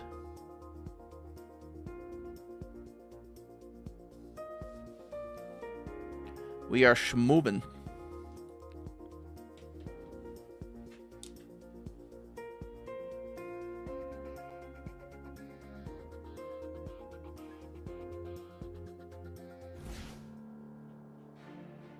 An appetizer? Stay focused. Doomsday? Descent. Kaboom. Bring it on. Yeah, this'll be no problem. I'm just starting to enjoy this. You can have as much as you want here. You're too close. That's my spot. I was just careless. Go back to the pit you came from. It's your turn. Okay. Doomsday? Descent. Decide. The wound Kyara of the fall. 520, thank you for following. Welcome in, welcome in. We're just Where do you want to take me? we're finishing up chapter 2 of Death and Rebirth, so we're just going through the whole mandatory combat thing they do before they set you on the next one. But welcome in. Enjoy your stay.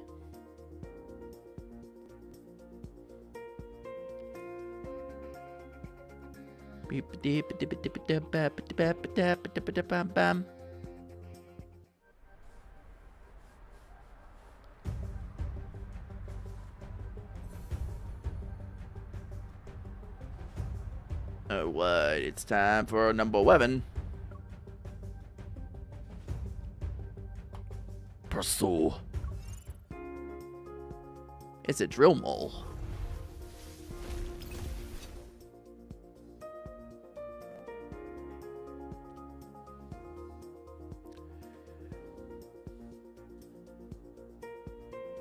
Yeah, spending that much on the CPU would definitely leave you cut and dry, dude. Like, I totally understand that.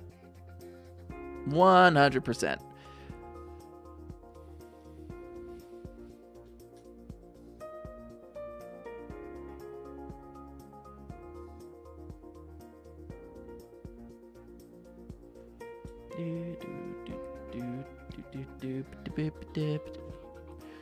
But TBH can't wait for it to get here. I know, man. I know. Getting new computer stuff is always exciting. Stay focused. We'll be collecting.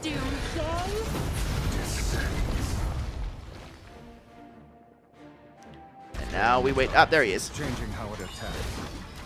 This power tastes not bad. It can't escape.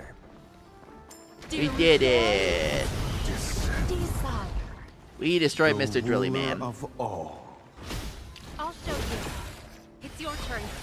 Okay, if you say so. It's time to eat. You're too close. That's my spot. Let's settle this in one fell swoop. Doomsday? Descends. Desire. Silas. It can't escape. Are you up for a joyride later? Destroy the rock turret. Guess.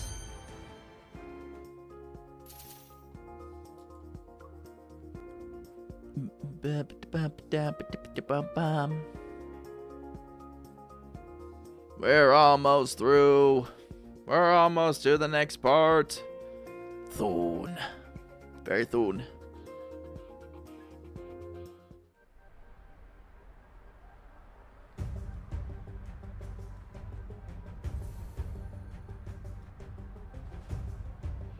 Last one. Last call. Imminent turmoil. Ooh. We do love us some turmoil around here.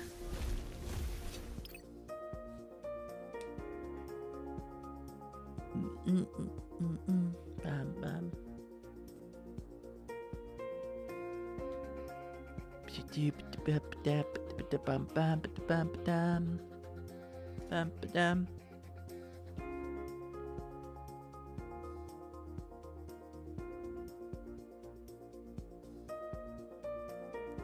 Let's see here. Did the Melt people say anything yet? Nope. No updates from Melt just yet. I think they're going to need some time to research that.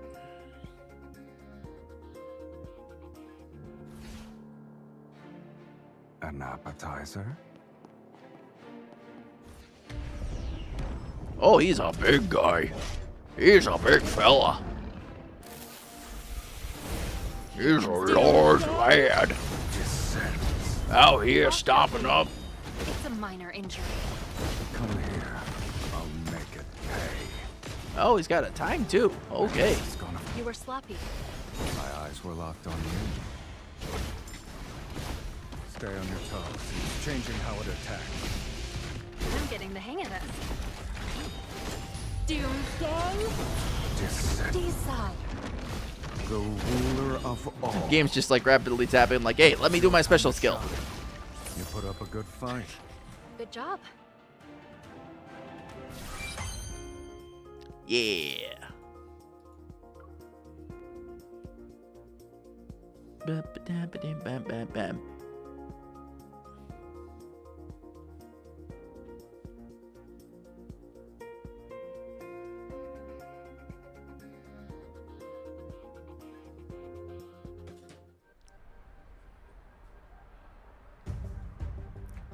Alright, come on, game. Next chapter. Chapter 3, Cosmic Spec. Give it up for Cosmic Spec. And now we are at the Dawnbreaker. Which puts us... No, I did not want under Deepspace. I wanted Death and Rebirth. Yeah, so we are right here, chat. Which means we only got this section, one more section here. And then we got all this with 2R yesterday, which is the current content. So we're very close to being caught up.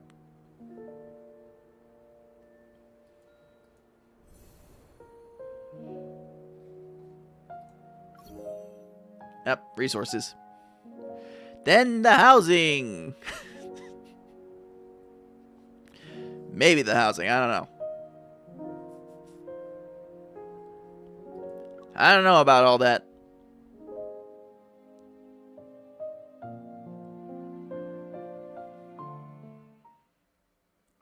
Yeah, I think we'll get rolling on this one, and then around 9-ish we'll call it a night. Because I do want to relax. In the early of the morning, street lamps cast a bright, lonely glow across the snow-covered streets. It makes the city appear deserted. Barely able to keep his eyes open, a boy dozed off in a priority seat. He swayed back and forth during the trip until he finally bumped his head. It was before the bus stop, too. Ow. Oh, hey, it's the little child of mystery. Hi, my little child of mystery. Now arriving at Azure Square Station. Please remember to take all personal... As soon as he gets off the bus, a cold wind mixed with snow hits his face. It washes away his drowsiness. He rubs his eyes. Upon realizing where he is, his gaze instantly lights up. Judgy, wake up! We're here! The journey between the Arctic and Lincoln City spans thousands of kilometers. After several transit changes, he's finally returned to his starting point.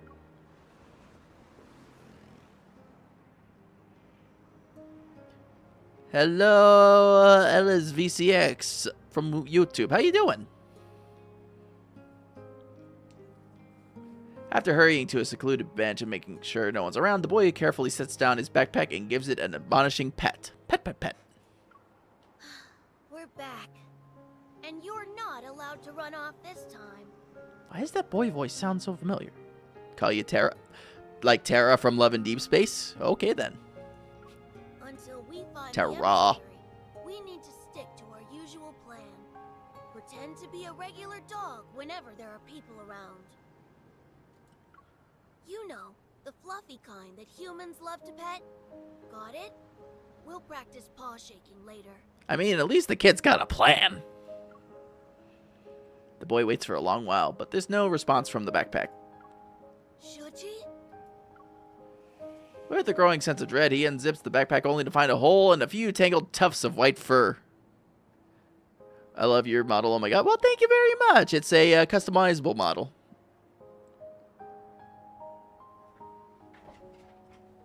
I appreciate it, though. The wind whistles through the gap. Kid, I think you lost your floofer.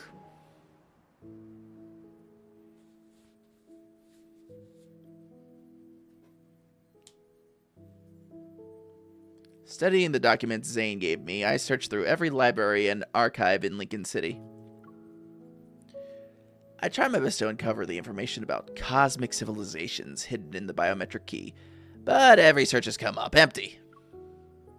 Several days of running around have taught me. Who's your favorite? You love Raphael. Okay, my favorites is Salas with Zane bringing up the second on that one.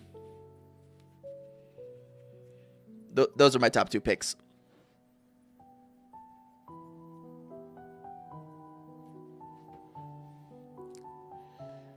Unlocking the key's secret won't be something I can accomplish overnight. But right now, something else has caught my attention.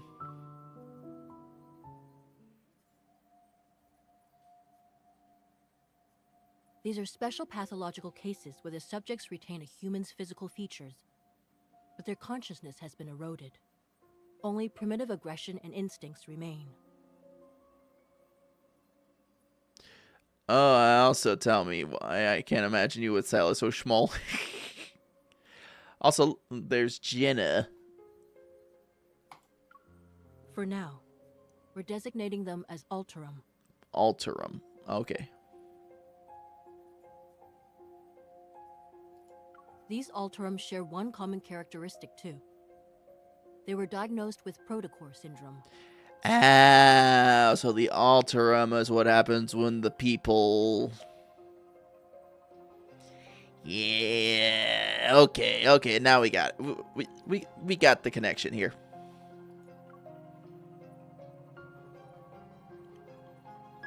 Protocore syndrome. 2 days ago, I received an unexpected message from Zane at midnight. It was long after we parted ways. I have to go on a business trip. It's not dangerous, but we might not be able to contact each other for a while. Don't worry. P.S. I'm not going to Mount Eternal. That's exactly like something someone would say if they were going to Mount Eternal.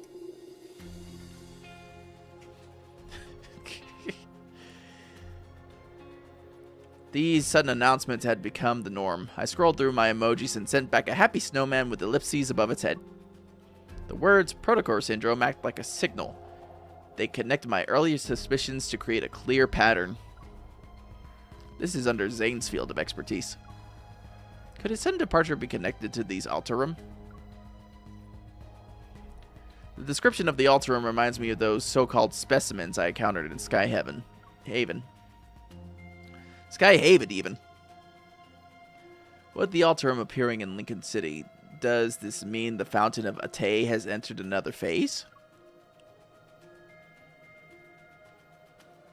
But according to these forum posts, a mysterious figure has appeared these past few days. They strike before the police do, and their codename is apparently Dawnbreaker. Hey Tara, look, there you are on the screen. That's you. That's you, Tara. You're right there. Telling us about the Dawnbreaker. You know, Tara, we had a Xavier show up on Twitch earlier. It was kind of weird.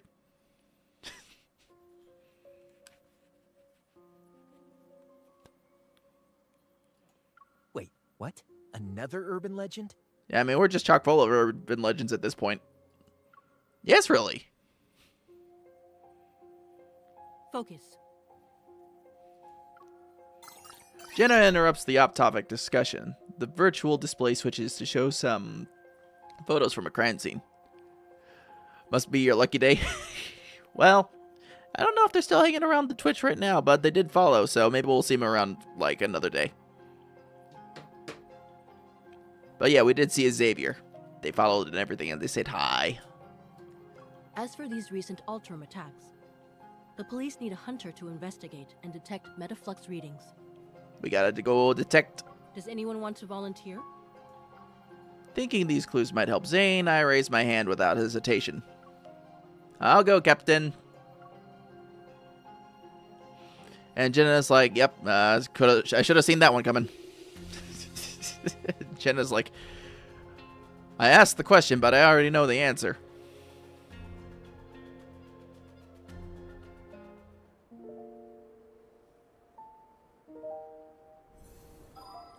Blind spot.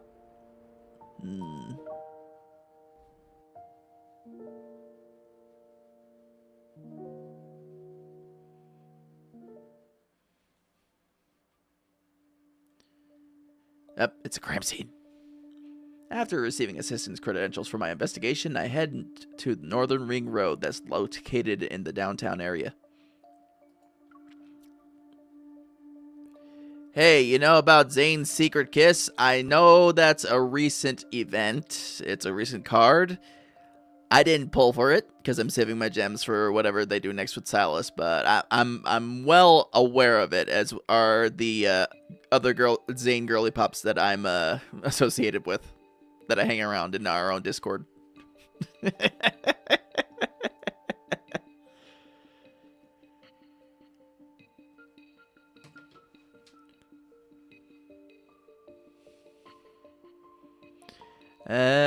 A detective lifts the barricade tape and approaches me.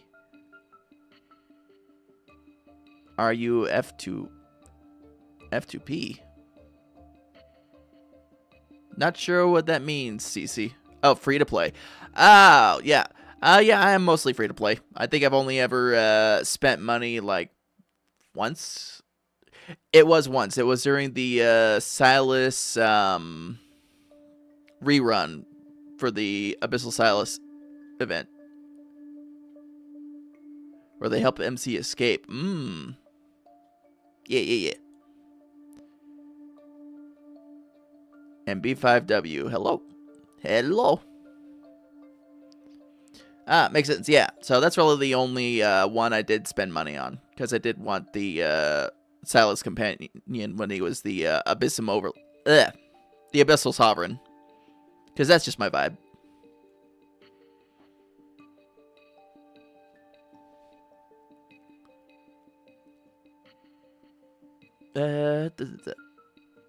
By the way, hey, you know what, CC? That's more than fair. I've fat-fingered my fair share of messages too. Thanks for coming out when there's all this snow. But you suit Xavier? I don't know. It's just my personality and Xavier, like, I don't know. It doesn't appeal to me.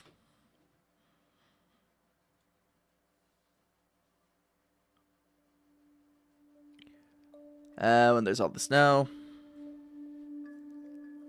You both bunnies? Yeah, I know. I know that part. I'd like to say the same thing to everyone else who's here. I set up the precision scanner I brought on the ground and turn it on. Once the scan is complete, don't scroll away. The data will be uploaded to the cloud that the association can access. Then a detailed report will be generated for police use. I've become a bit of a harem girly myself, but Silas is king. Yeah, I know a couple of harem girlies in the Love and Deep Space community I'm a part of. The surveillance equipment was damaged by the cold, though. I'm afraid the video quality won't be great. It's gonna be like, you know, the early YouTube day quality. I thought Lincoln City's outdoor surveillance temperature... the surveillance systems were designed to withstand low temperatures. The temperature dropped far below the equipment's tolerance threshold. It's safe to say the damage wasn't caused by natural means. Ah, so it's both, like, ungodly cold in the game and also ungodly cold IRL. How many Silas cards do you own? I'll show you guys before we close off for the night, because I do gotta go. I do gotta end stream soon. In the low quality footage the detective hands me, I managed to spot an unsettling figure lurking in the darkness. The creature's form is distorted. Weapons that look like hooked tendrils grow from its body.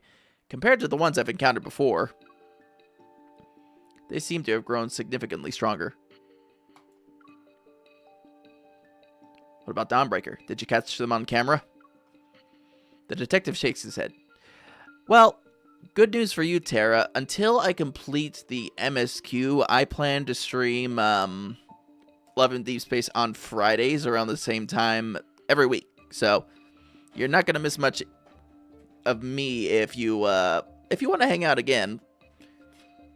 You can definitely subscribe on the YouTube or follow on the Twitch, and you guys will see my stream schedule there. Because I do go like multiple days a week, so usually all around the same time at 7 p.m. Eastern. But different games. But Fridays for Love and Deep Space. They managed to avoid being captured by the surveillance system. Meticulous and efficient, I'd say. As I approach the damaged guardrail by the road, my hunter's watches immediately starts blaring an alarm. Beep boop boop. The initial metal flux readings are extremely high. The Alterum is already similar to a Wanderer. So that's it then. We should deal with these Alterum before they completely degenerate into Wanderers. Perhaps this so-called serial killer is actually a hero. The detective gives me a contemplative look. However, from a hunter's perspective, do you see the Alterum as humans? Or are they monsters that need to be destroyed like Wanderers? Well, ain't that the moral ethical quandary? The line between humans and monsters depends on whether they've lost control. Once someone loses control, they become a monster capable of hurting others. It doesn't matter how prestigious their status might be. What a thought-provoking answer. The sharp wail of an ambulance siren cuts through the wind and snow. It grows louder as it approaches. We both look up. Our gaze is following it. Wanderers, Alterum, the Deep Space Tunnel. Sometimes I think about the kind of fantastical world I'm living in. If a disaster even worse than the Chrono Rift catastrophe arrives, how much could humanity really do? So the authorities are covering this up and classifying it as an accident. They must be trying to prevent public from becoming even more panicked. He nods before shaking his head. The Alterum will cause panic, not the murderer. Seeing my confusion, he smiles. A blood-stained murderer is more relatable than these abominations. Yay or nay?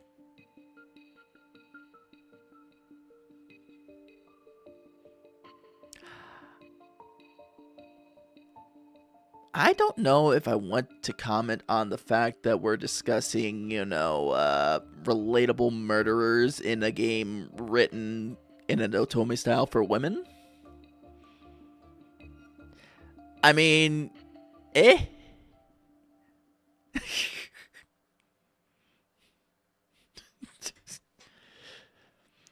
know some girly pops are into that, so, fair to them, but still, I think this is a different category here. Maybe I'm overthinking it, but something about this detective seems off. Some chicks do dig that, yeah. In any case, the association will provide the police with a formal energy analysis report. Well, it can be for boys too. You just gotta imagine the MC is a boy. Yeah. My comment was mostly framed in, what traditional otome is like. You know what I mean? But, yeah. Could be that way, too. Just use your imagination.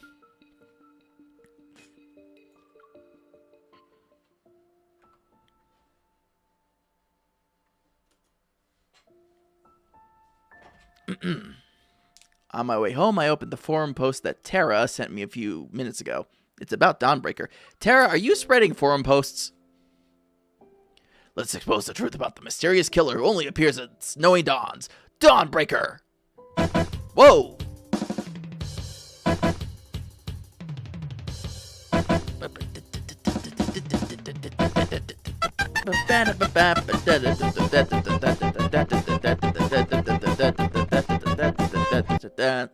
You are here for the lads. Welcome in, Raiders. Hello, everybody. Hello, Gaz. Thank you for raiding in.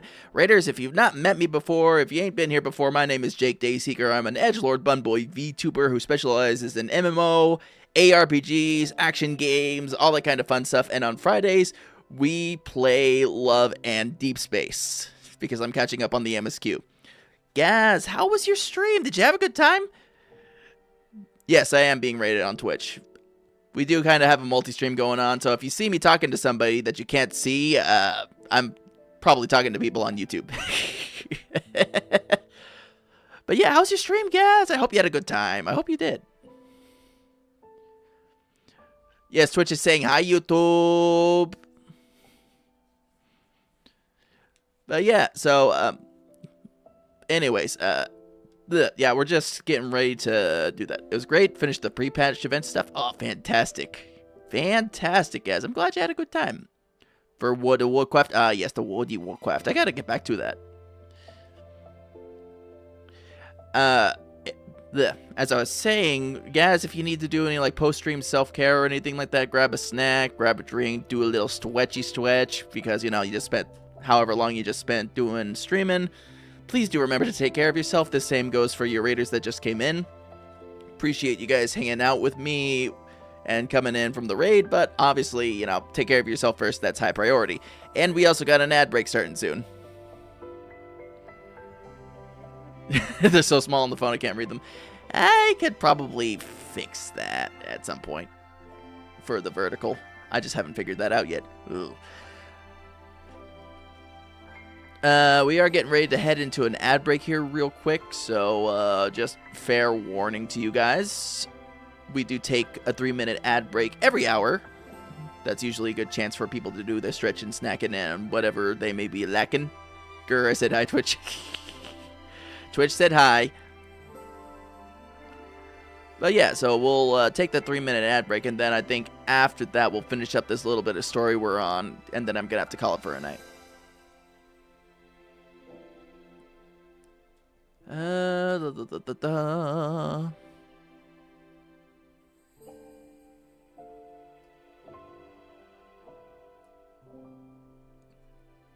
Ooh, they actually got comments in this fake social media post here, chat.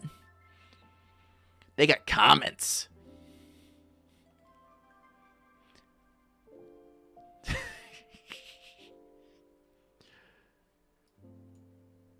Just seeing you made my night better. Oh, well, I appreciate that, Terry. I appreciate that. I appreciate your first time here in my stream making your night better. Is he doing you be funny with them? Ha ha ha. Good. I like being funny, if you couldn't tell already.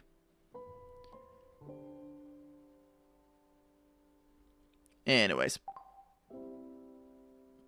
Dawnbreaker. Sometimes I read the comments on the articles. Yeah, they can be funny.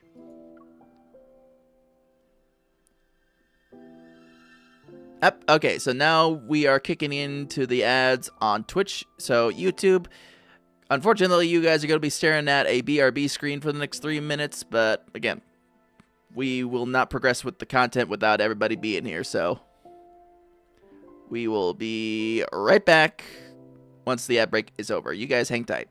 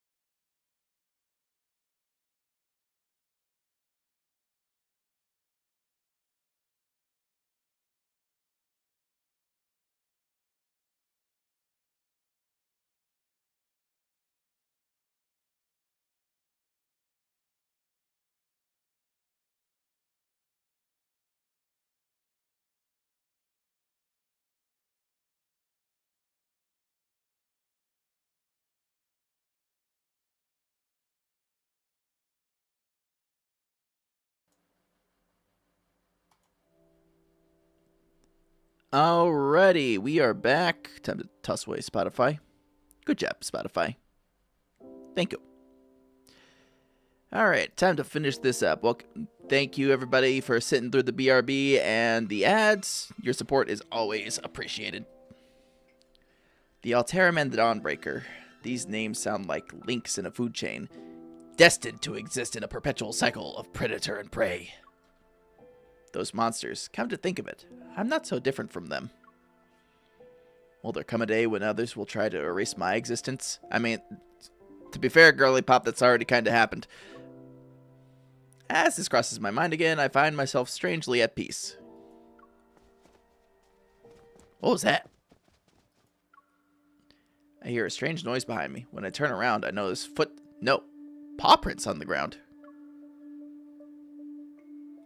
What kind of animal left these? A squirrel? Maybe? Or a stray dog? Confused, I stand there, but then a white blur darts past my periphery. My scarf suddenly tightens around my neck before vanishing. Ugh! When I come to my senses, all that's left in the snow is a chaotic trail of footprints. The white blur has already vanished into the darkness around the street corner. My scarf! I got that from my man! You give that back!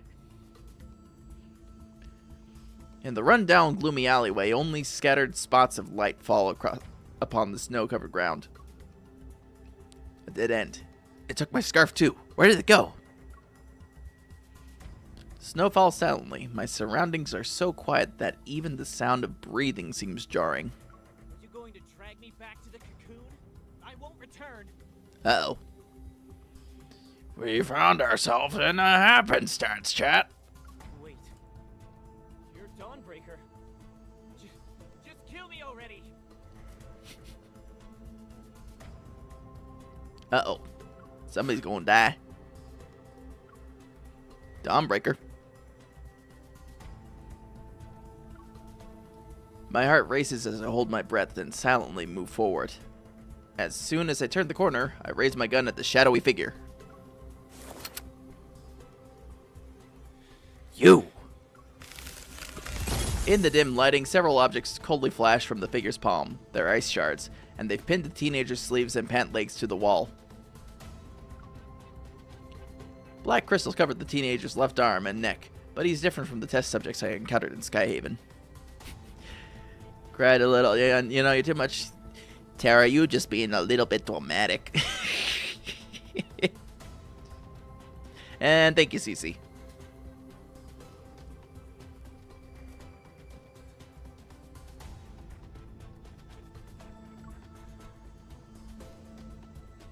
The realization hits me. He's an Alterum. I said you could kill me, not torture. I suggest you stay quiet. That voice. I freeze upon hearing a familiar voice and move my finger away from the trigger. In that split second, a sharp ice shard cuts through the air. It barely misses my cheek. Someone shock Jakey Boy here. What else we need? Oh god. The white creature that had vanished. Okay, it's scrolling through the text way too fast for me. Hello. Auto is not on. Game. Game, I can't with you sometimes. Damn it. Damn it, I say. Don't know why it just skipped through that. I was trying to read it, but you know what? Is what it is. Alright, guys. It is that time once again where I must say goodnight to you. But I do appreciate everybody who stopped by tonight, who came and chilled with us. The people who rated in, like, really appreciate you guys coming in and joining to be a part of this. Appreciate everybody who showed up on YouTube. Yes, here I am. Here I am. Yeah, just appreciate you all coming and hanging out.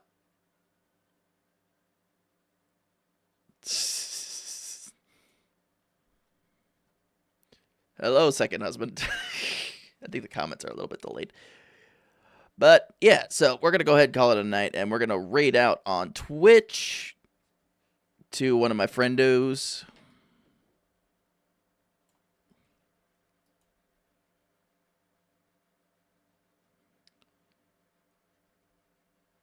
Let's see. Who do we want to raid into? That's the question.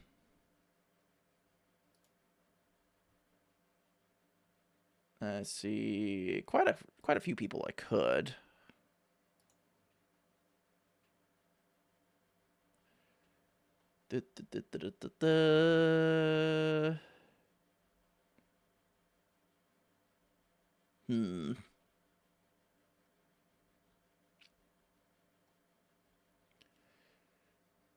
Oh no. Well, yeah. Unfortunately. You know, we haven't... How late is it for you? It's 9 p.m. And, usually, like, because of my usual work schedule, I tend to go to bed around 9 anyway, but it's a weekend, so I'm just, getting off now just to relax so I can sleep like normal. But yeah, have a good night, CC. Thanks for hanging out. We're going to wade into Wapto-chan on Twitch. If you folks at Twitch have not met Wapto-chan, which I think most of you have, she is a very, very fun celestial dragon who is also kind of the patient zero for my group of friends getting into Love and Deepspace. So, randomly thought I'd check out your stream. Well, I appreciate you spending time with me tonight, CC. That's like, honestly, the biggest thing you can give to any creator, regardless of their size, is your time. So, really appreciate you just hanging out with us tonight and having fun with us. I hope to see you again. Yeah, a little delayed. Okay. Anyways. We now have the raid set up to go to Raptor-chan on Twitch. Those of you on YouTube, I will catch you later. We are streaming tomorrow night. Same bat time, same bat channel. But we're going to be playing some spooky game with Fatal Flame. So you guys have an excellent night. And I'll catch up with you tomorrow. Both on Twitch and on YouTube. Have a great one.